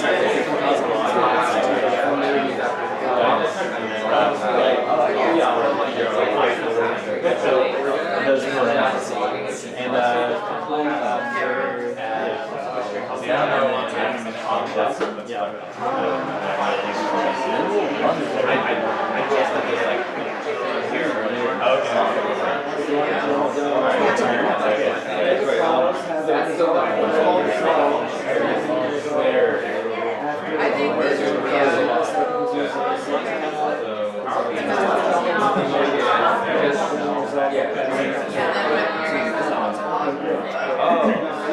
Oh, I see. Okay. So you can declare a function, parentheses, and then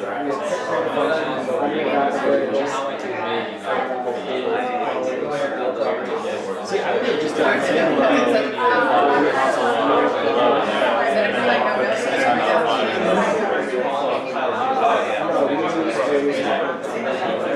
That's what we did for all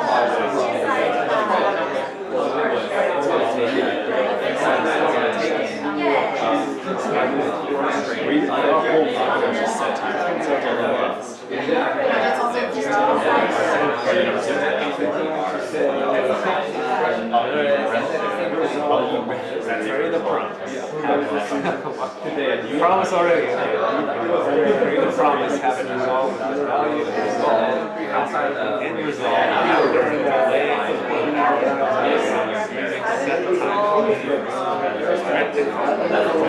promise, resolve, have capital, resolve, I learned about it.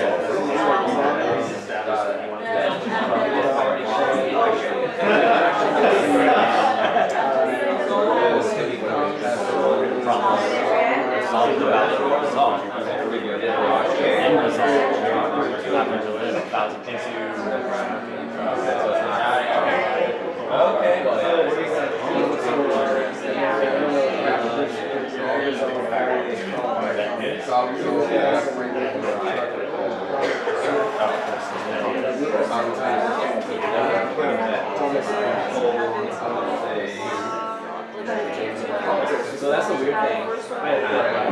Oh, like, it doesn't do anything. It doesn't do anything unless something else for it. Oh, really? So okay, so you said function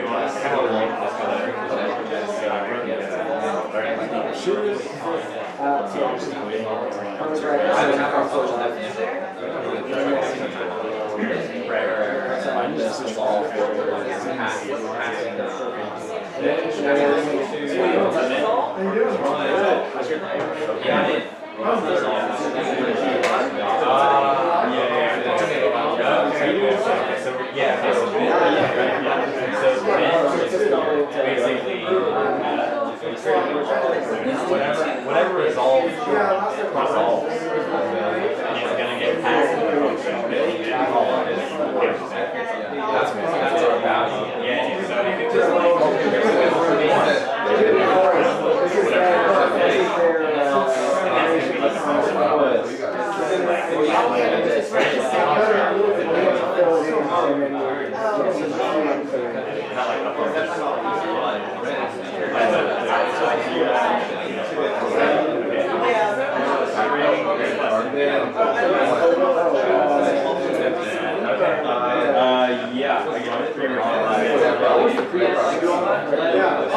It's hard to create a new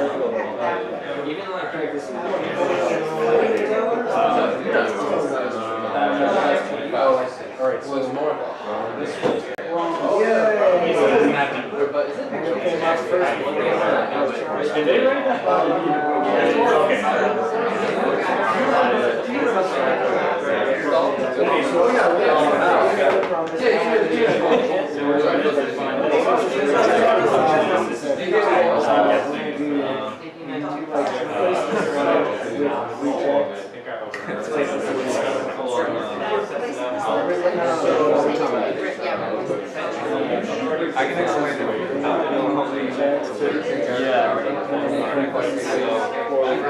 So clear. Oh, so you would declare each variable as a different like promise number, promise object, or this is gotcha. Promise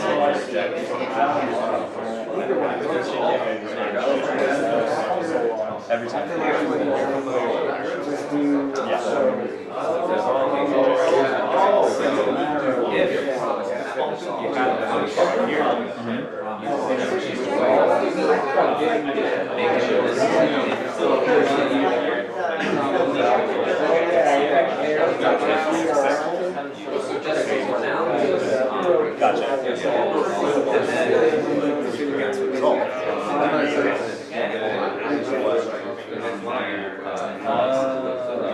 Whereas if you want to use .catch, that's an alternative. Gotcha. Typically, so you say, this is what I want you to do. Did it work? Or did it not work? Right here, you would probably write something like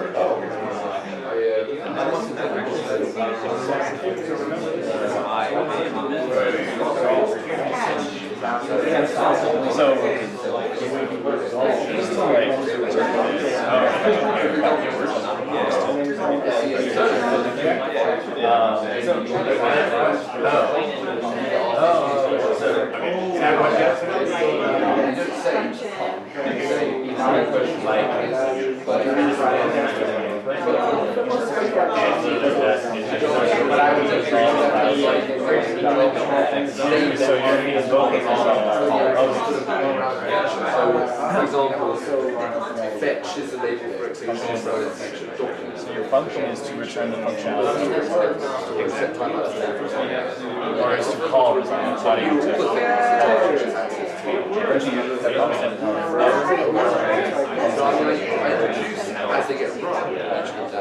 So when would it be rejected?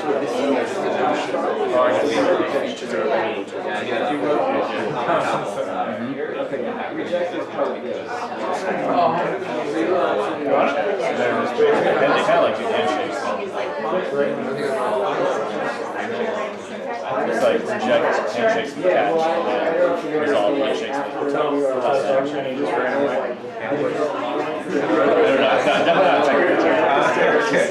But it's still print. Oh no, it doesn't. It doesn't resolve. It's like that. And then you're saying it's catch. So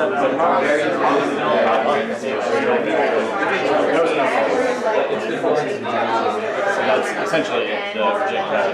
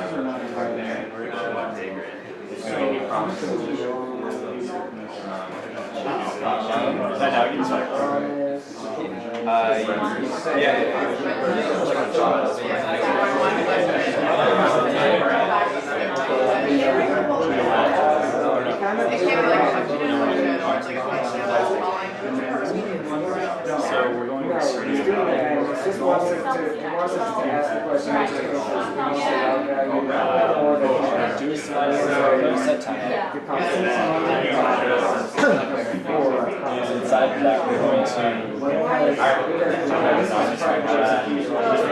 this is attached to the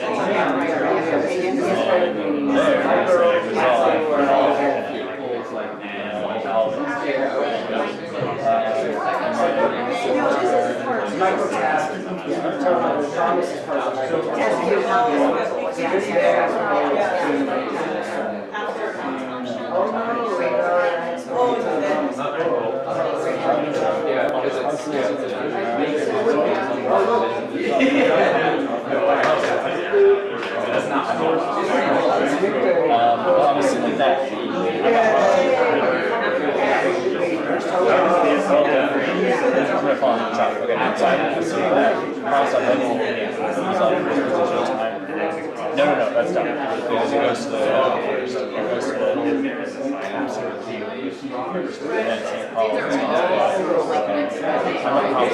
print first.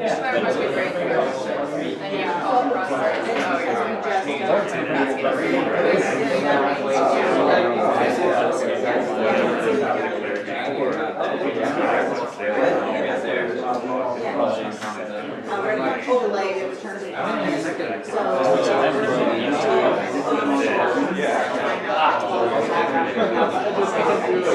Or does it need a comma or bracket? Maybe it's not. Oh,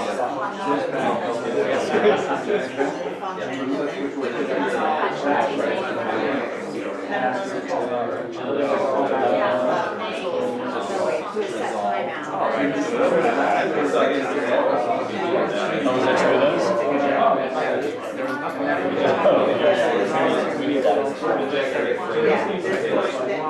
Let's see how this is right.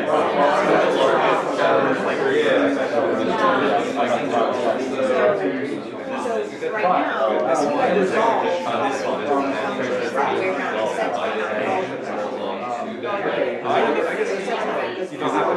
It throws it, and then when you set screen on right, it's going to throw it into the browser. So it's do see that for that, and then it comes back. Since we kind of stack it like order. Logic.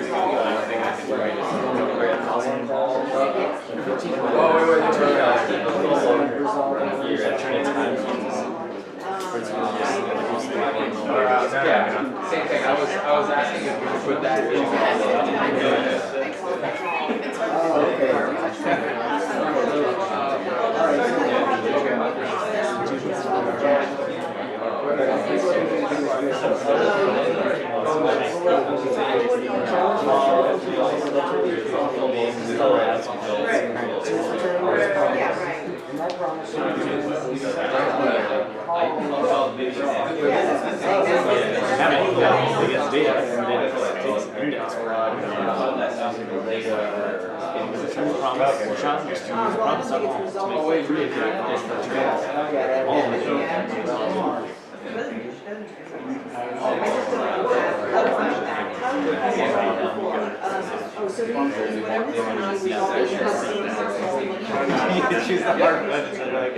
Alright.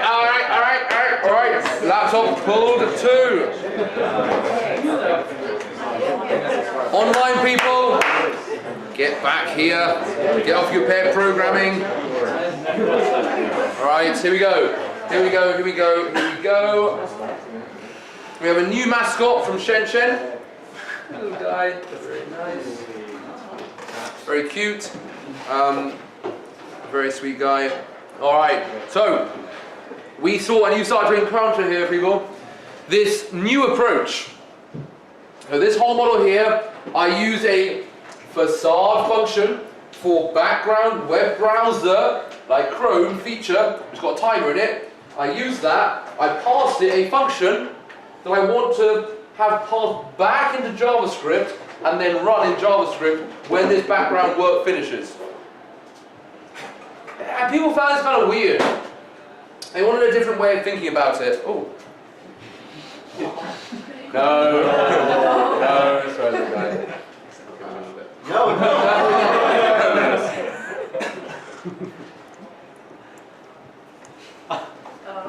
Okay, full little guy.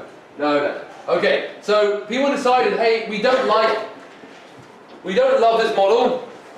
And I understand where they're coming from a little bit. One of the things I didn't like about it is I send off this background work, I pass a function to it, and I have no way of kind of keeping track in JavaScript that I've sent off this background work.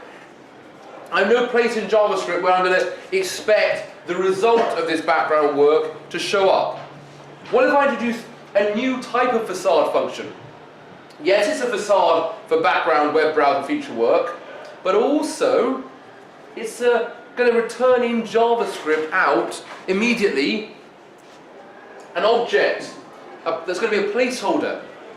It's going to be a placeholder into which the data that comes back from the web browser work, like speaking to Twitter and bringing back a tweet, that tweet is going to be showing up in that object, promise object, that gets returned out automatically and immediately from this facade function.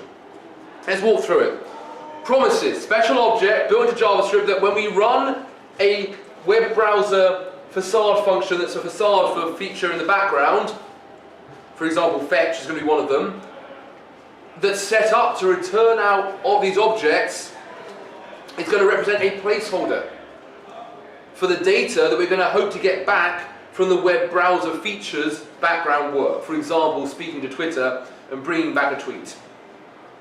We're also going to attach to that object, that promise object, not only the return value, the response value from speaking to Twitter, but also functionality that we want to automatically trigger when that value comes back into JavaScript. We're going to see all this play out diagrammatically in a moment.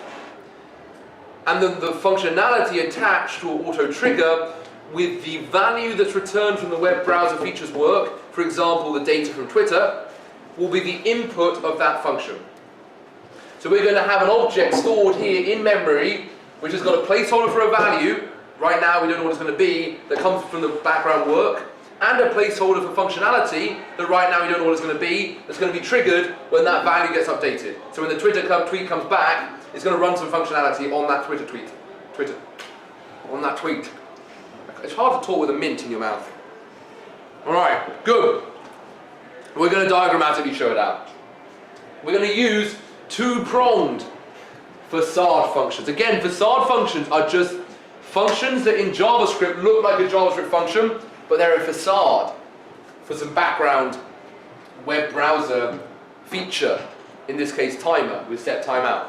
But we've got brand new two-pronged facade functions that both initiate background web browser work, like speaking to Twitter, and immediately return out a placeholder in JavaScript that's going to sit and wait to be updated with information that comes back from that web browser feature's work. We're going to walk through it very, very carefully. And I tell you, this new facade function, fetch, that's a label for the ability to speak to the internet, is going to be super, it's going to do a lot of stuff. It's going to do a lot of stuff. Alright, here we go. Line 1. I apologize for my threat about a little creature. Alright. Line 1. Line 1, line 1, line 1, line 1, line 1. We are doing what? Who's not been called on yet?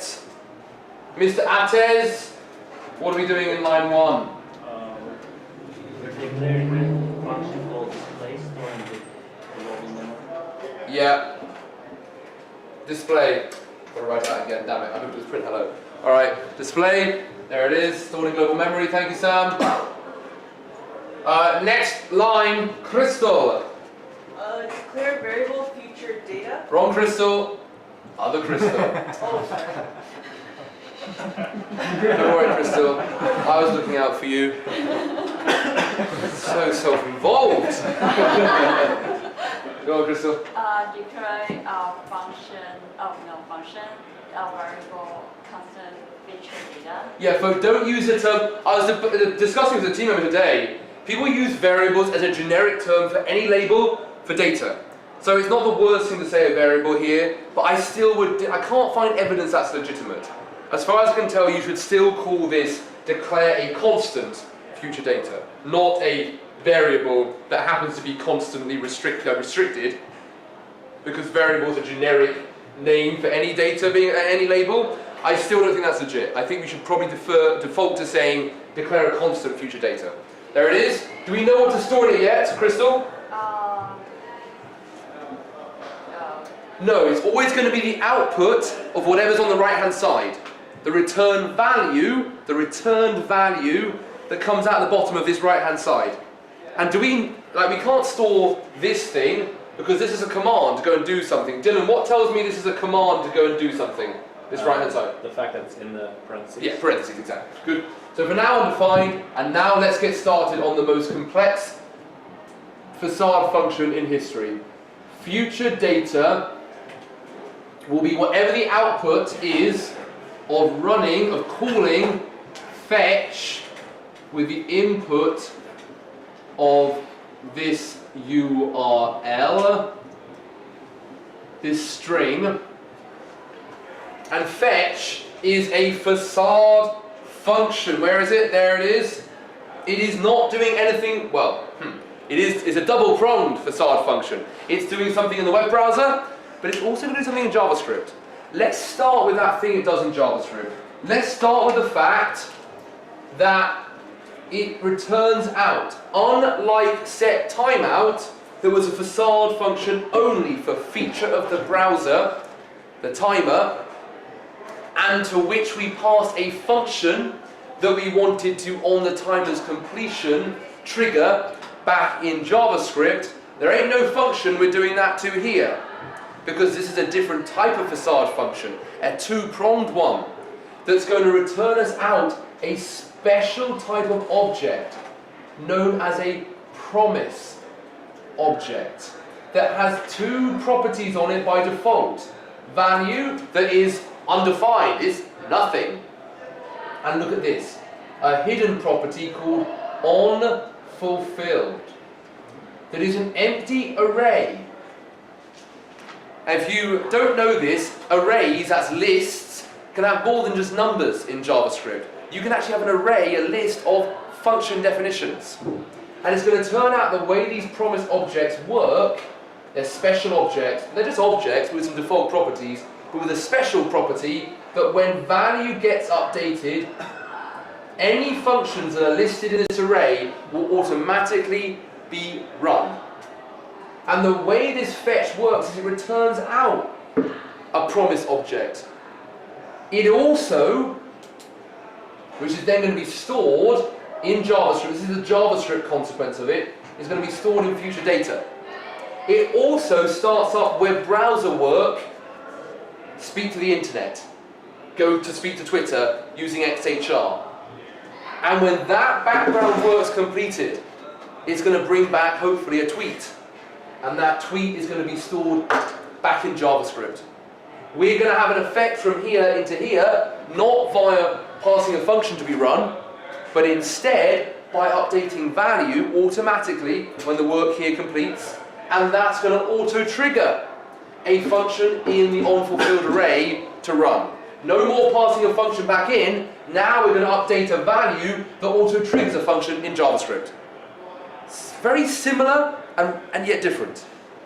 Okay, so where does this promise object, Andy, that got returned out a running fetch immediately, where does it get stored? The object, where does it get stored, Andy? Future data. Future data, exactly. There it is, future data, and the object, the special object by default, which got returned out of fetch, is a promise object, a special type object, with value property that is as yet, who knows yet, undefined exactly, who knows what it's going to be, and a hidden property called onFulfilled, that's an empty array that we're going to put any functions that we want to automatically be triggered to run with value as their input when value gets updated. And we want to have functions that are auto-triggered to run at that point. Because think about it, I get my tweet back, I don't want to just go, huh, nice tweet. Instead I want to run functionality that says, take that tweet and display it. So I want to put some functionality in here, hopefully, that will auto-trigger when I get my tweet back. But do you see how it's different to the old model where I had a function that was auto-triggered? Now I'm going to have a value that's auto-updated and it triggers, auto-triggers functions in JavaScript. We've got sort of intermediate step now of the output value from the background work, the tweet, from background speaking to the internet, XHR, that is going to trigger value being updated, which will then trigger function being run, as opposed to just trigger function being run. It's not radically different though, but it is a bit different. Okay, so that's what it's done in JavaScript, the pink object that's been saved, but that's not the end of the story, right? Because we have a bunch of web browser stuff that fetch needs to do as well. What is the web browser thing that fetch is going to set up? Does anyone remember? Serge, do you remember what fetch is going to set up in the web browser? XHR call? XHR. So XHR stands for XML HTTP request. XML means it's the format of the data that when you go and speak on the web to the internet from a web browser, you want to ask for the data back in this XML format. The protocol, the rules by which you're allowed to ask for data on the web is known as HTTP. P stands for protocol. Protocol is any rule that you have to follow to make something work. The rules by which the web browser speaks to Twitter's computer when it sends that message must be in HTTP format. Hypertext Transfer Protocol. I hope that's what it stands for. It may not be. I believe that's what it stands for. So, and then it's a request. R is a request. It's requesting information from Twitter. Okay. Good. So XHR, what information, John, does it need to have for it to be a successful XHR request? It needs a path. A path, that's a /will. So let's just set this up. XHR is being set up down here. It needs a path, that's the bit at the end, /will/1. And it needs? It needs a domain. A domain URL, the domain itself. Oh yes, the domain, sorry, yeah. And then it also needs to know whether it's getting data from Twitter or sending a message, like sending a new tweet. So what is it doing, John? Is it getting or posting data? This is get. It's getting, exactly. It's getting data. And it's going to default. Fetch defaults to getting data. These are known as the HTTP methods. Again, this is the protocol by which I can speak to the internet, the rules by which I can speak to the internet, and there's different ways I can say I'm getting data or I'm posting data. And here, fetch defaults to get. And I can manually set it to post data, to send data. But here it's following the rules of I'm trying to get data. Okay. Is it complete? We're at about 1 millisecond, or let's say 0 milliseconds. At 0 milliseconds, is this background work, Angela? I like to ask the same question to the same person always. I don't know why. I think it gives a sense of that becomes your specialist area. Angela, is this background speaking to the internet task complete at 0 milliseconds? Definitely not. Ah, here's the interesting thing. John, what do we want to have happen when it does complete? It's not complete yet, but what do we want to have happen when it does complete this background work? It gets back a tweet. What do we want it to do with that? We want to do something with it. In case of the example, we might want to console log that data. Okay, that's fair, but we don't want it to stay in the web browser. Where do we want that, Sean, when we get that tweet back? Where do we want that tweet to get back into JavaScript? You want to put it into the object that is stored in future data, the value from it. Excellent. So we want to set future data dot value equal to whatever comes back from Twitter. Exactly right. And it's going to do that automatically for us. Fetch has left an intrinsic bond between these two pieces. It set up a bunch of work in the background, XHR, speak to the internet, and it said on completion, go look for the object you returned out of me and stored in future data and update the value property, which will then trigger the functions to run with the value, the tweet, as their input. So we better put some functions in here. All right. Can everyone see how profoundly complex this single word fetch is? Look at all the stuff it does. Everything in blue and pink there is what fetch does. But now, we are, Andy, allowed to move on. So at 1 millisecond, Andy, what would you say we hit next? We've done future data is the return value of fetch, which was this special magic object called a promise object that accepts a value that will be updated later on. When the other thing that fetch did, which was setting up the background work, completes and puts its value in the value property. It also has an array where we're going to put any functions that we want to auto-trigger when value updates, but we've done all that. Now we hit what line, Andy? Future data.then. Okay. I'm going to ask a question, Andy. If I said, I really want to run a display function with the value of the tweet, where would I want to have that display function be stored? On the onFulfilled array.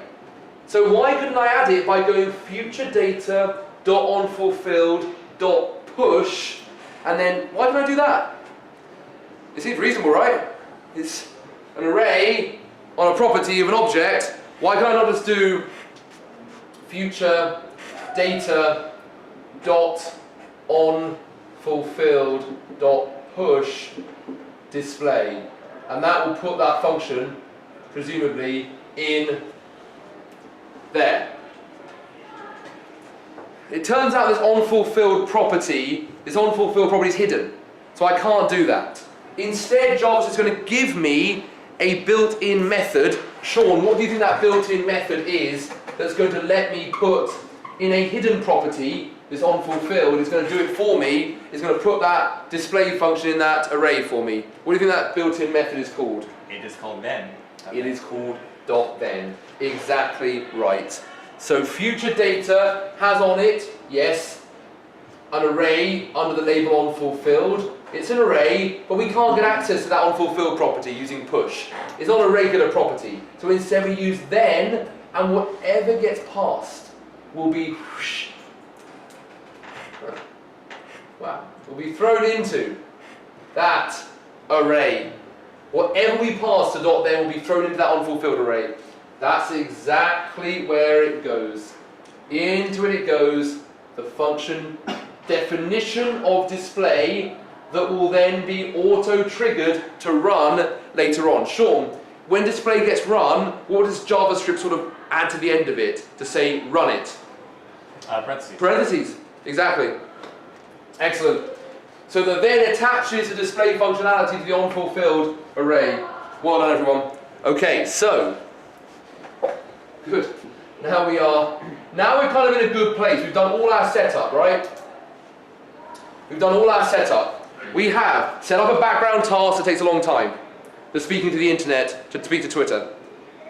We've then also put a placeholder in JavaScript ready to take in automatically the data from that background work when it finishes, the tweet. We've then also attached to the special array that auto-triggers all these functions to run, a function, display, that we want to end up running with its input being the data that comes back from Twitter, the tweet.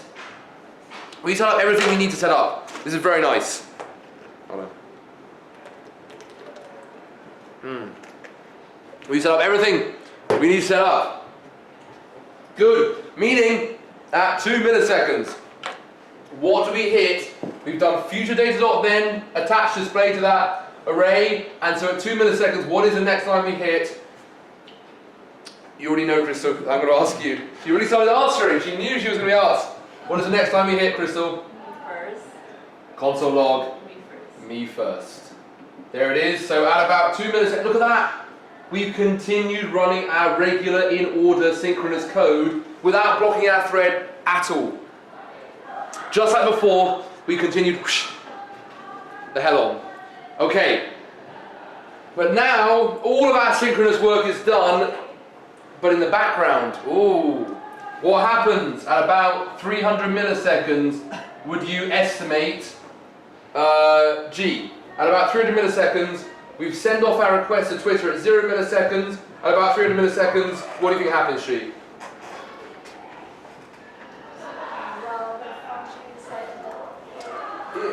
Yeah, but we've sent off a request to Twitter saying, hey Twitter, I need Will's latest tweet. So, Bonnie, what do you think happens at about 300 milliseconds, would you estimate?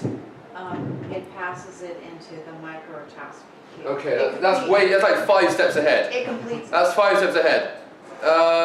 Dylan, I've sent off a request to Twitter to get a tweet, my tweet. At 0 milliseconds, it isn't done. At 300 milliseconds, It's done. it's done, and it's come back with Your tweet? my tweet, which is, as everyone knows, Hi. always hi, because I don't have time to write anything else out. There it is, hi. It's come back. And now the all-important part. Daniel, why are you clasping your bag? It's a wind blocker. Right. I apologise. For our online audience, we have a very, very strong AC that is directed straight at Daniel. So Daniel, on that completion of the background XHR web browser features work, we were using XHR, what do we know JavaScript's going to want to do on the completion? It's going to set that as the value of future data. Set the return, they call this a response object. It's usually an object, here it's just a string because I didn't want to write an object out, and we set it exactly as the value of the value property on the future data promise object, which was also automatically created by fetch. These two things were created in parallel, and so when this one finishes, it knows to update the value of the future data object, which is going to do what, Daniel? It's going to trigger the function in Spot on. This happens at about 300 milliseconds, it's ready to be triggered. And so at about 300 milliseconds, we trigger running display with what input, Daniel? with the value. Which is? Hi. Excellent. There it is. Which will then, if you look at display, take in hi, it'll console log at 300 milliseconds. It'll console log our hi. Beautiful. We've got a different model here now. Now we don't trigger a function to run on completion. Now we trigger our placeholder promise object value property to be updated. That then triggers our display function to run. It's an intermediate step. Now the designers of JavaScript said, let's do this because I'm going to try and justify it for them. Let's do this because it's kind of nice to have a placeholder that means we know that there's a task in the background going on. We know it's out there, and here's our nice JavaScript placeholder for its return value, its response value. And then we can attach functionality to be triggered. It's also because it kind of reads, and this is what I hate, it kind of reads like when future data gets updated, then run display. But is that what's happening? Not even close. When we hit this line here, we're saying use the then built-in function that's available on future data, whose only job is to take whatever is passed to it and stick it and save it in the unfulfilled array to be triggered much, much later on. Look, 1 millisecond when we attach that function. It's 300 milliseconds later that that function gets triggered. And yet so many developers look at this and go, JavaScript sort of wanders its way back up here. When future data gets updated, it runs the then with display. This is saying the then name should be replaced by take whatever function you pass to me and store in unfulfilled array. That will be triggered when my value gets updated automatically beyond your control. Succinct, exactly. Super succinct. Very, very succinct. All right. Okay. Oh yeah, Ender says HTTP Hypertext Transfer Protocol. That's what I said, right? That's what I said. To be honest, Ender, I think you were right to research it because the lack of confidence with how I said it was extremely concerning. All right, good. So here's a question. Okay, thumbs on this. You lost me, I'm clear. Hold on, I've got a clarification. Serge has one. Daniel has one. Sean has one. G has one. Let's start with Sean. Okay, so you say that onFulfilled is an array, and you can be an array of functions, that once that value is returned, it's going to execute on all of those functions. So if we want to add multiple functions to it, can we just do it with commas, or do we have to call it then a bunch? No, great question. That's my favorite first topic to bring up. No, the way you add more is you do future data dot then, and the next function you want to add. Future data dot then, and then this is different to chaining thens. I want to hold on chaining thens for now. If I pass another function to then, it does not go in unfulfilled. It goes somewhere else. This object has another hidden property on it called onRejected. I think that's what it's called, which is another empty array. If we get any error in this background work, like it goes to the server and gets a 500 error saying, sorry, the server's down, we don't want to run our display function. Instead, we want to run an error handling function that kind of hides and cleans the error or reports the error or something. So we want to save in an onRejected array a function to be triggered at that moment, automatically. How do we get it there? We pass it as the second input to the then method. Whatever we pass to the second function will not be stored in onFulfilled, it will be stored in onRejected. And any functions in here are triggered when this background work fails. So there's actually another property on here called status, which is really the most, I guess, important but kind of not that interesting property on this promise object. It starts off as soon as this, when value is undefined and this thing first returns out a fetch, status defaults to pending. When we get a successful return of the value, it switches to resolved, and it will trigger all the functions in onFulfilled. Why they couldn't be consistent with the naming, I do not know. Call it resolved and then onResolved, not resolved and onFulfilled. If it fails, they get rejected status, and it triggers the onRejected. So if there's no value coming back except an error, then the way this is written, the way the promise object is assigned, is that the status goes to rejected, and the onRejected array of functions get triggered. We can also get functions into onRejected using another method. I could do future data dot, anyone know? Catch. And the function I passed there, they're going straight on onRejected. All right, let's see what our questions are. Hold on. After 300 milliseconds, then display is run. Does it get put on the call stack? Of course. But Joel's saying, does it get put straight on the call stack? So I didn't write it in, but absolutely it goes on the call stack, Joel. But the more interesting question Joel's making the point of is, does it just get to go straight on the call stack? We know Joel doesn't like that sort of thing, does it? Where do we think, Sean, it's going to go? before it goes on the call stack? In the queue? In the queue. We'll see if he's right. Okay. Greg says, Joel says, so what if there were another function inside the .then function? How would JavaScript keep track of where it was inside those functions? Oh, so this is my one problem with chat rooms is when people give each other advice. Joel, just hold that thought. We're going to see the answer. Greg, stop writing stuff. I don't think anything that was sent out ever goes on the call stack. It does. Greg, any function that is going to be run is being run at that moment is on the call stack. So display is definitely on the call stack right now. Greg's point is closer in that functions don't just get to go back on the call stack anytime they want. So there must be something between display being triggered to run and it actually running. And it's some sort of queue. Yeah. Okay, good. Alright, and on that note, we need to know how our promise object deferred functionality. People see what I mean by that? Before we deferred functionality using a facade function like set timeout, the functionality was passed to the web browser or a reference to it, and then it was passed back in directly. Now, with our promise-deferred functionality, we return out a promise object from our facade function that is intrinsically linked to our background work and ensures that that promise object value property gets updated with the response from the background work, the tweet hi, that then triggers the promise-deferred functionality. We need to know how our promise-deferred functionality gets back into JavaScript. There's a little queue, presumably it goes via that. To do so, we need to understand how to queue up both deferred functionality that's deferred by a promise from a two-pronged facade function and from our good old single-pronged, just does background work, no JavaScript stuff, set timeout.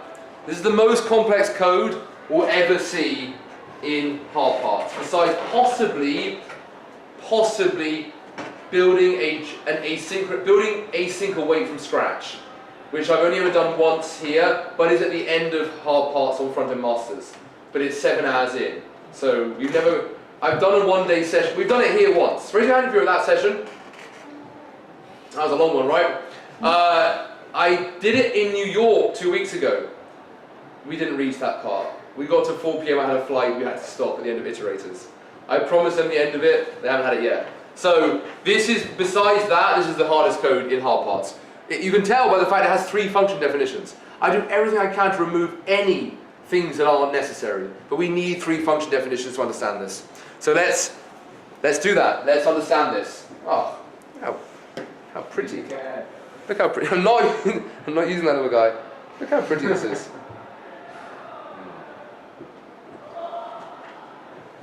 Those nice colours. All right. Good. Okay. Final piece. The final piece of bringing everything together. We're going to see every conflicting, contrasting, at tension with each other. Which comes first? Every last one of these pieces now, all in one giant, complete picture. Okay. Okay, here we go. Line 1, who's not been called on? JC, sorry JC. Unfortunately I didn't call on you, but JC, you are now up for line 1. Declare function called display. Declare function will display, there it is, well done. Line 2, JC. Declare function called print hello. Declare a function, print hello. There it is. Well done, JC. Next line. Now I'm going to switch up someone else. Dante! Declare a function block for 300 milliseconds. Block for 300 milliseconds. There it is.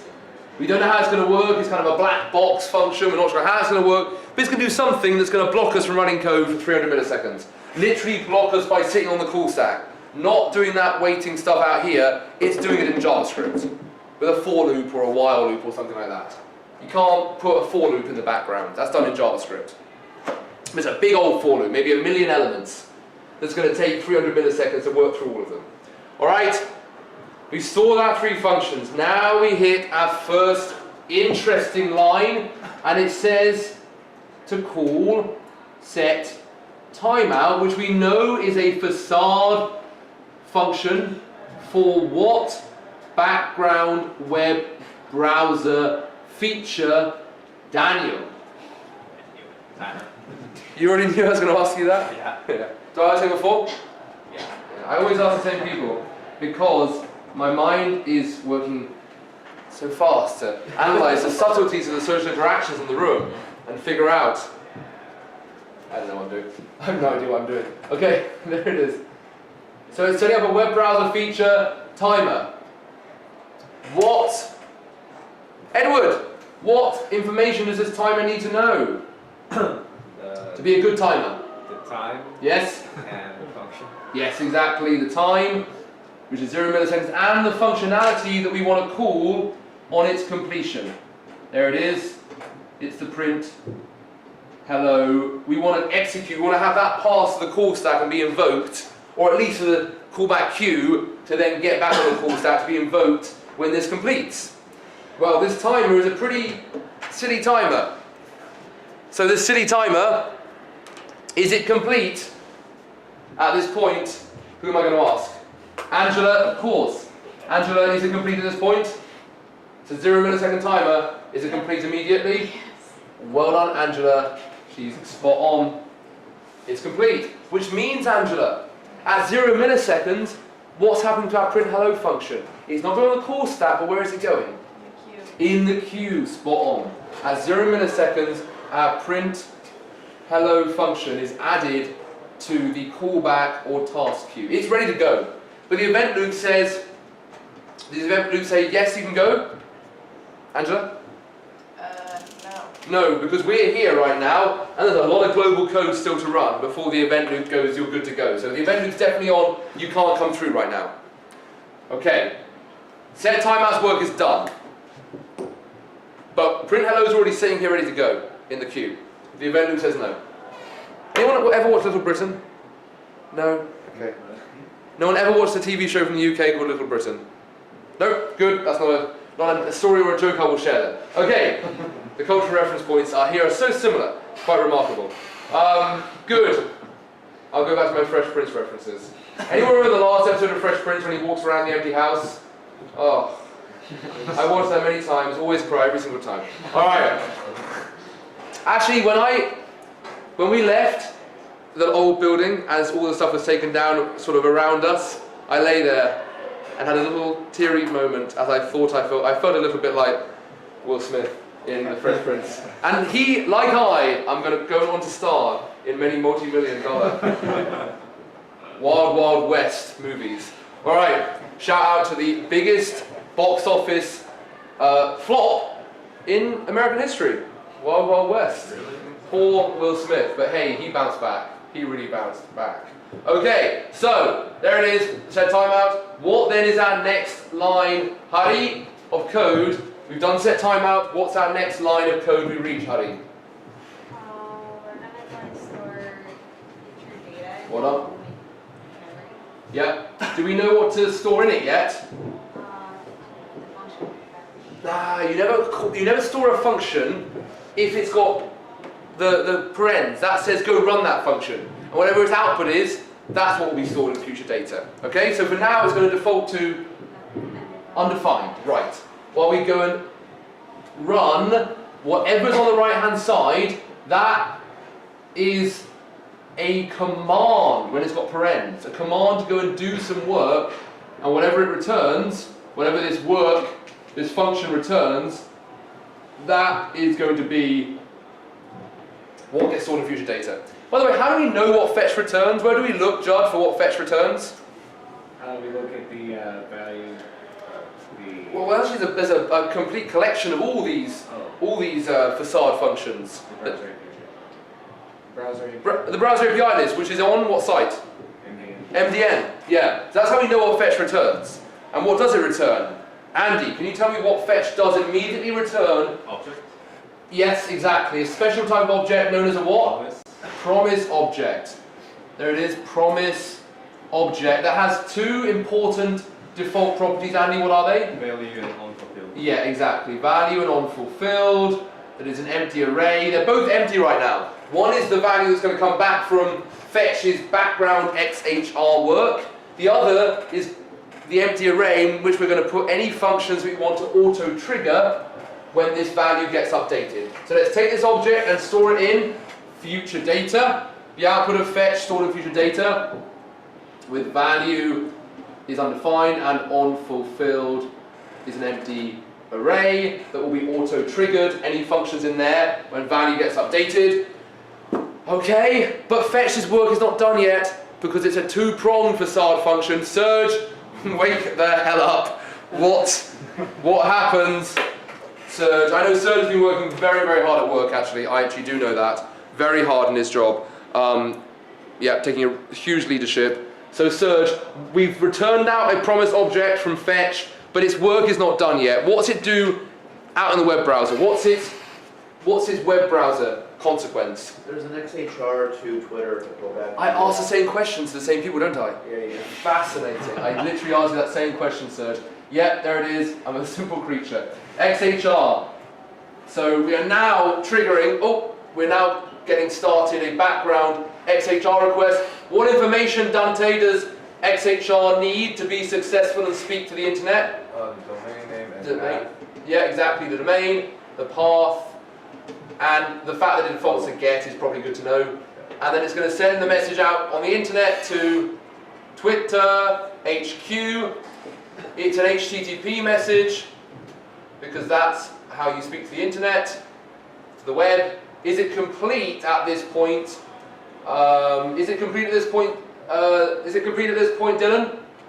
No. No, it's zero. Well, we're at like 1 millisecond, so there's plenty of time until it completes. When it does complete, what is it going to do, Sean?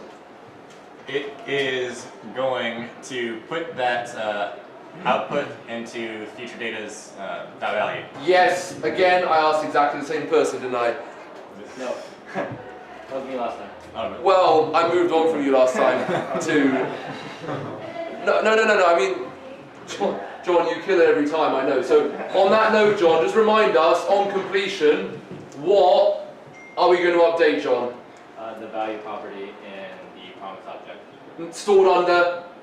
Future data. Yeah, excellent, exactly. Spot on. Well done, John. Okay. Good, now fetch is done. Do you know how much it does? Huge amount of work it does. And now we move on, John, to what's our next line? We're calling the then method on the object feature data and passing in the functionality of display. Yes, and the goal of doing so is to put that display function where? On the on-fulfillment property. Yeah, excellent. Feature data. Which is an array, so we're basically pushing it into the unfulfilled array. We're going to kind of push it in there. That then does that pushing for us, because unfulfilled is hidden. We can't access it ourselves. So into unfulfilled goes the display function, knowing that that will then be triggered to run automatically when value gets updated. Good. With display's input, its argument being whatever that value is. Okay, but it is absolutely not being run right now. Display is absolutely not being run right now. Then's only job is to store it in unfulfilled for later, knowing it will be auto-triggered there. Okay, now, oh God, we're still not there. Gee, what time is it? Okay, we're going to be finished in like 5 minutes. We're very close. What's our next line of code here to do, Edward? Block the call stack or Yeah, exactly. Did I ask you the same question last time? No. No, you answered it very similarly to the last person I asked. Block for 300 milliseconds. Yeah, sits on the call stack for 300 milliseconds. Let's put it on our call stack. Block for 300 milliseconds. It will come out at like 303 milliseconds. But while we're in there, at about 290 milliseconds, while it's on our call stack, about 290 seconds, I'm going to say something happens down here with our background XHR HTTP request. What's a reasonable thing, Dylan, to think that might happen at about 290 milliseconds? a will tweet comes back. A classic will tweet comes back, and it says, Hi. hi. There you go. At this point, it's a tradition that my purple pen runs out. I don't think there's ever been a talk I've given where I've not had my purple pen run out at this point. There it is, hi. And therefore, that's going to trigger JC what? Hi is going into value, and you're going to trigger unfulfilled. Oh, well done, JC, exactly. The unfulfilled array, which has got the display. Okay, so now display presumably is going to be executed. Well, hold on, block for 300 milliseconds on our call stack. We're kind of halfway through it running. Do you think we're just going to throw display on the top? No, we're definitely not going to do that. So instead, where, Crystal, do you think we might, given display is ready to go, at like, what time are we at, 290 milliseconds, it's ready to run. Where we can't put on the call stack because we're still in block for 300 milliseconds, so we can't just throw it on the top and start running it mid-function, that'd be crazy. So, Crystal, where do we instead, do you think we are going to sort of, in the queue? Yeah, exactly, 290 milliseconds, we add it to our queue. Display sits there, before people take notes on this, you're ready to erase. It sits there in the back of the queue, ready to go after print hello gets executed. And then at 300 milliseconds, 303 now, 303 milliseconds, we bounce out of block for 300 milliseconds, and we hit what line, Angela? Your console log. Yeah, so we still don't get to put these on because the event loop's going, there's still some regular code to run. Was it Sean who said, until all codes run? Exact, all synchronous codes run.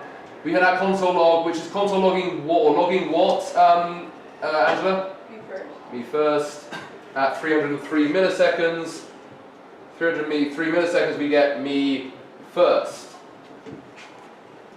Okay, now we've finally finished all our synchronous code. Angela, what's our event loop say at this point? It goes to the first thing in the queue. Exactly, goes hooray! You can now start passing stuff. So what's our next function to run, Angela? Print hello. Is she right? She is wrong. Sorry, Angela.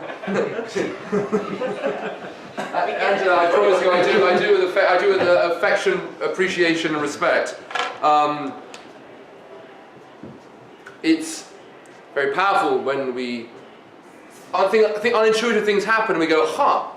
We never forget those moments. So I do it with respect. I promise you. It turns out it ain't print hello that goes next, but I know how a queue works. First thing in, first thing out. So what the hell is going on here? Well, it turns out there's actually another queue. There's another queue. So this is our task queue. We have another queue called the micro task queue. I was set for failure. Yeah. Oh yeah. No, that's the whole purpose here. Believe me, that's absolutely the whole purpose. The micro task queue. And any functions that are deferred via one of these pink promise objects, as opposed to by one of these old school pass in a function, trigger that by putting it in the callback queue, but instead are triggered by a value update on a promise object, and then the function gets triggered. They don't get put in the task queue, in the callback queue. Where do you think they get put, Angela? In the micro task queue, spot on. There it is.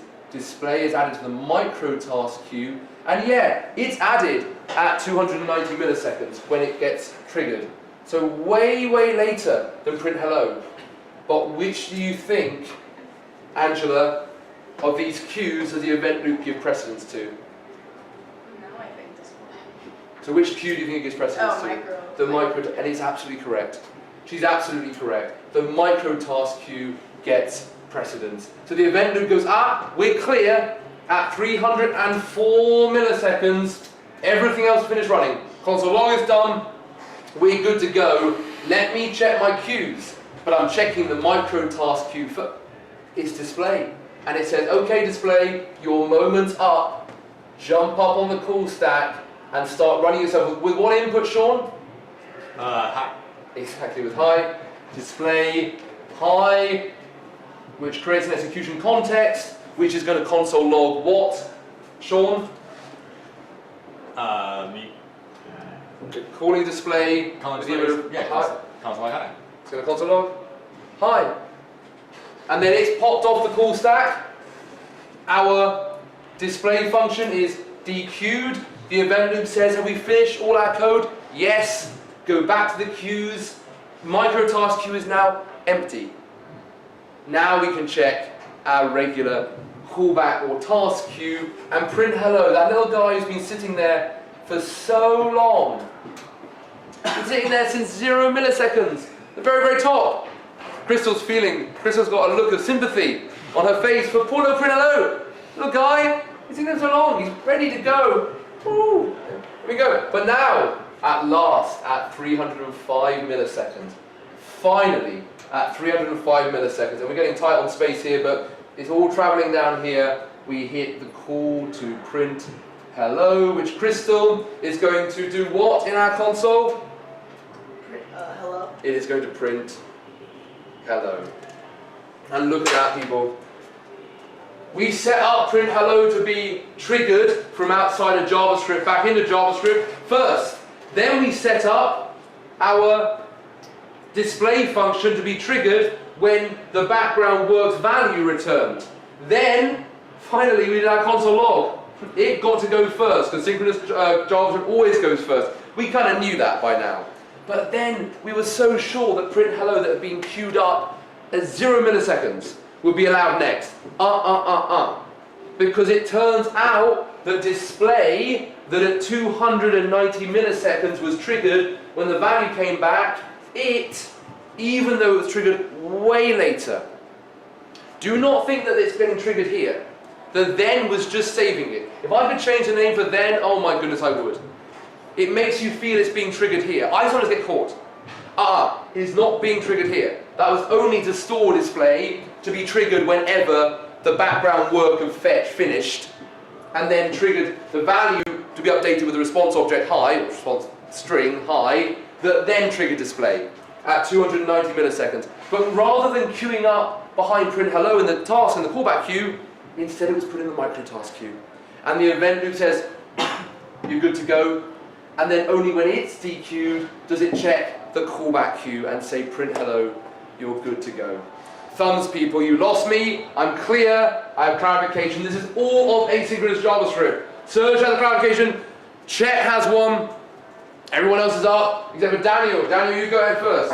So what if you swap the position of block for 300 milliseconds and the .then method, and then you get the value updated before the on-fulfillment array gets... So a couple of things. Firstly, this value, from what I can tell, because I ran block for 300 milliseconds and had my for loop console log the value of future data.value the whole way through to see if it value gets updated to it from undefined to high.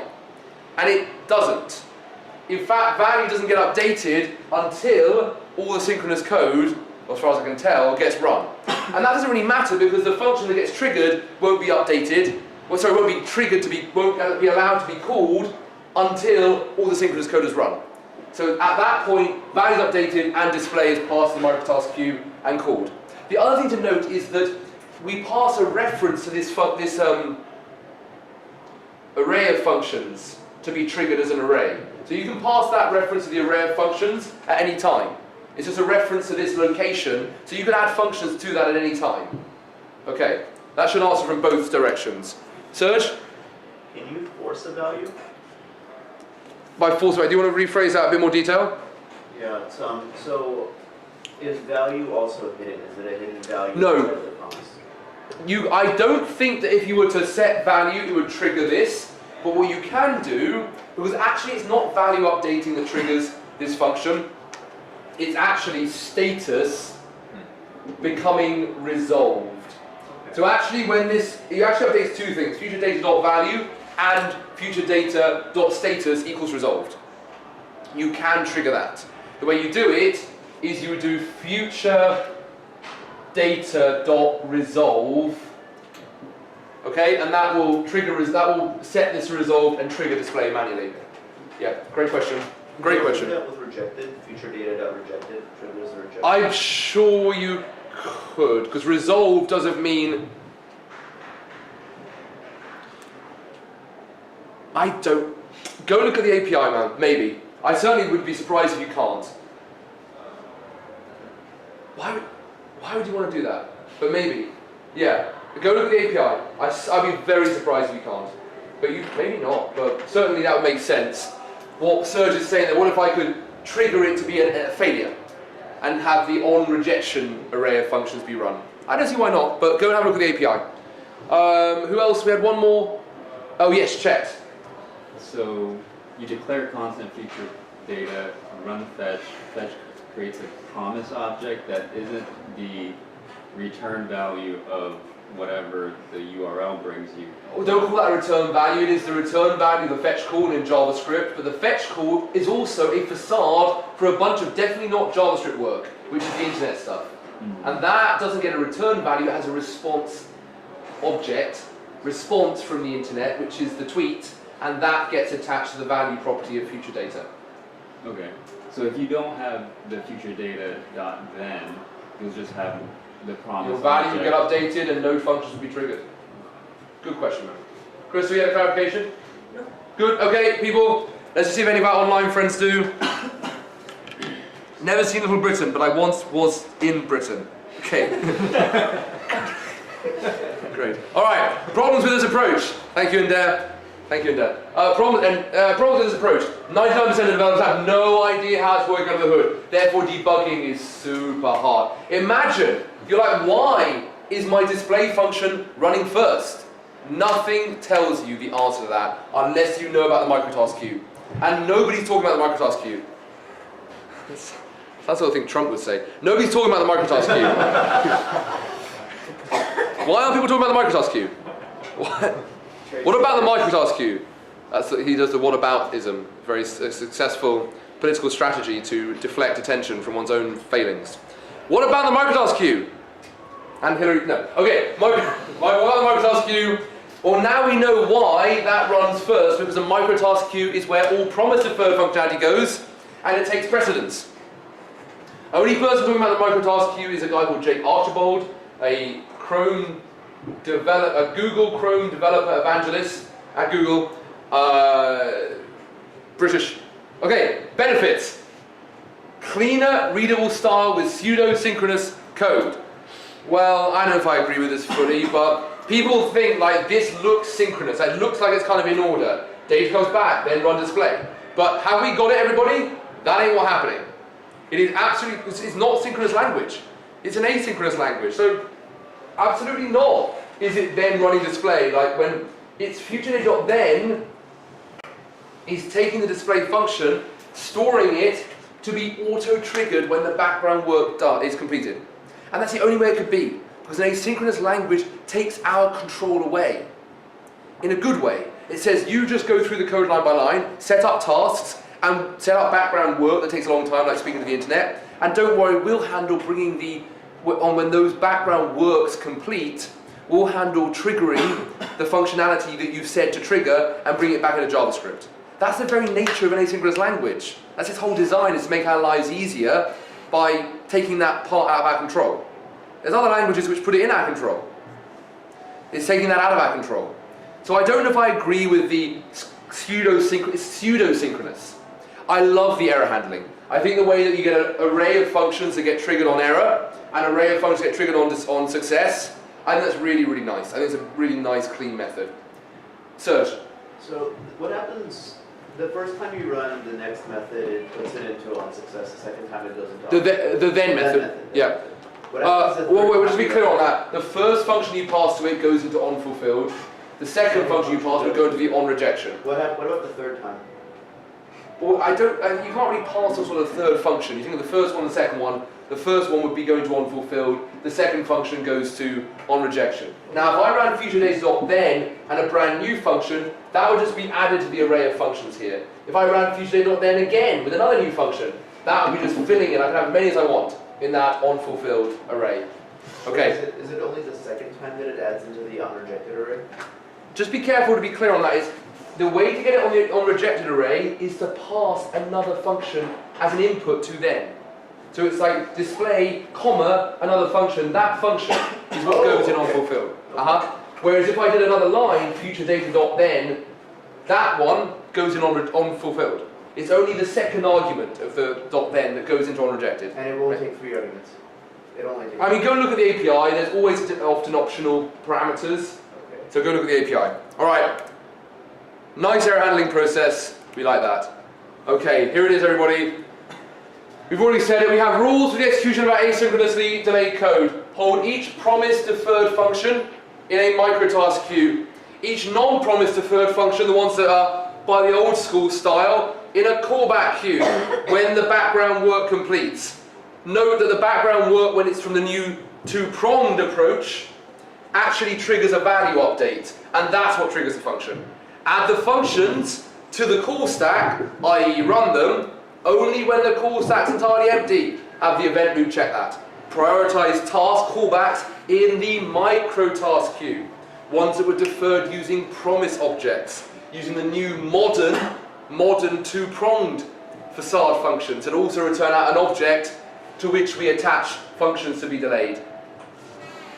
Prioritize the microtask queue over the regular task queue. Promises.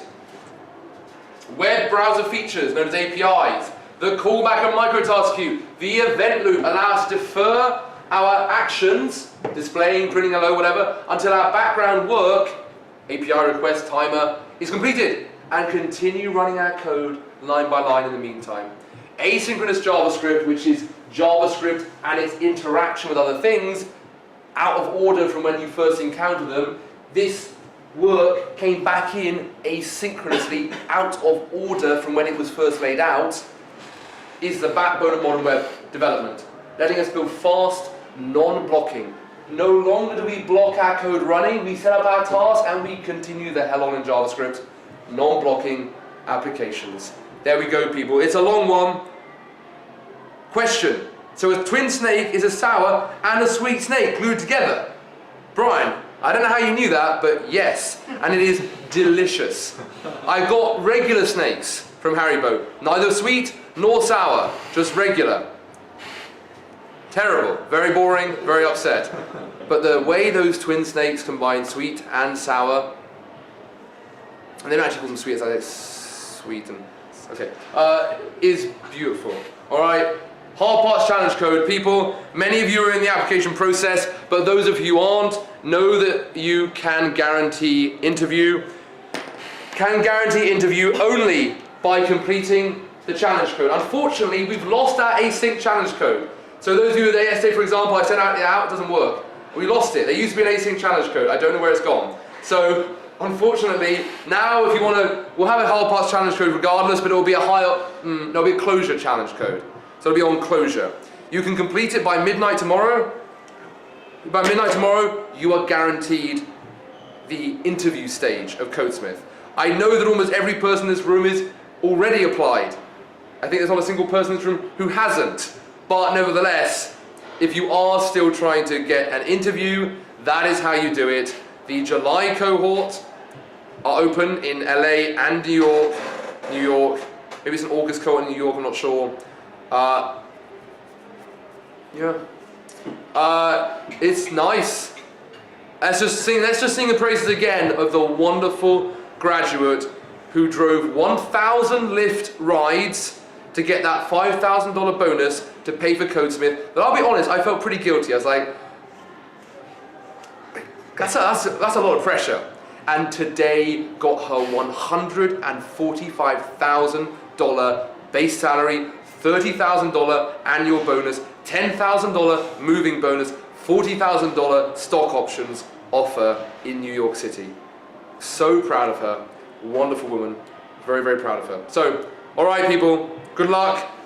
Good luck online for the hard. Oh, what is the challenge code? What is it? Where is it? What is it? Let's have a look. We'll find out what the challenge code is for people online. Let's find it. Good luck. You've got to go to get it. You've got to go to hardparts.js or CS. It's called codesmith.io/hardparts. Where is it? Here we go. Hardparts Los Angeles. Here we go. Codesmith.io/hard. Actually, you know what? I know for a fact this is an async one, so it won't work. Okay, online people, email me or tweet me. Please tweet me. No one tweets me recently. Nobody's tweeted me for a bit now. I like the tweets. People tweet me, they say nice things about stuff, and no one tweeted me recently. Or, the only person who tweets me is this irritating other person called Will Sentence. I don't like this guy. He's British, and he works... what's that show in America that was like... Not Dr. Phil, what's the old one that like Dr. Phil but really legendary? Jerry Springer. Okay, we have an equivalent show in the UK called Jeremy Kyle, where they do a lot of DNA tests and stuff like that. There is a Will Sentence. The only other one is responsible for collecting the DNA. This is terrible. He's also a stand-up comedian whose whole premise is he's like 5 foot tall, and his whole premise is making jokes about his height. This is my rival Will Sentence, and he tweets me regularly saying, who's the better Will Sentence? Hilarious, hilarious, hilarious. So please, tweet at him and tell him who his Twitter is, I believe, Sentence W. I believe it's something like that. Tweet at him. Tell him he's the better Will Sentence, honestly. Tell him he's the better Will Sentence. Alright, there you go. So if you want to get the hard parts challenge code that is actually working, tweet at me.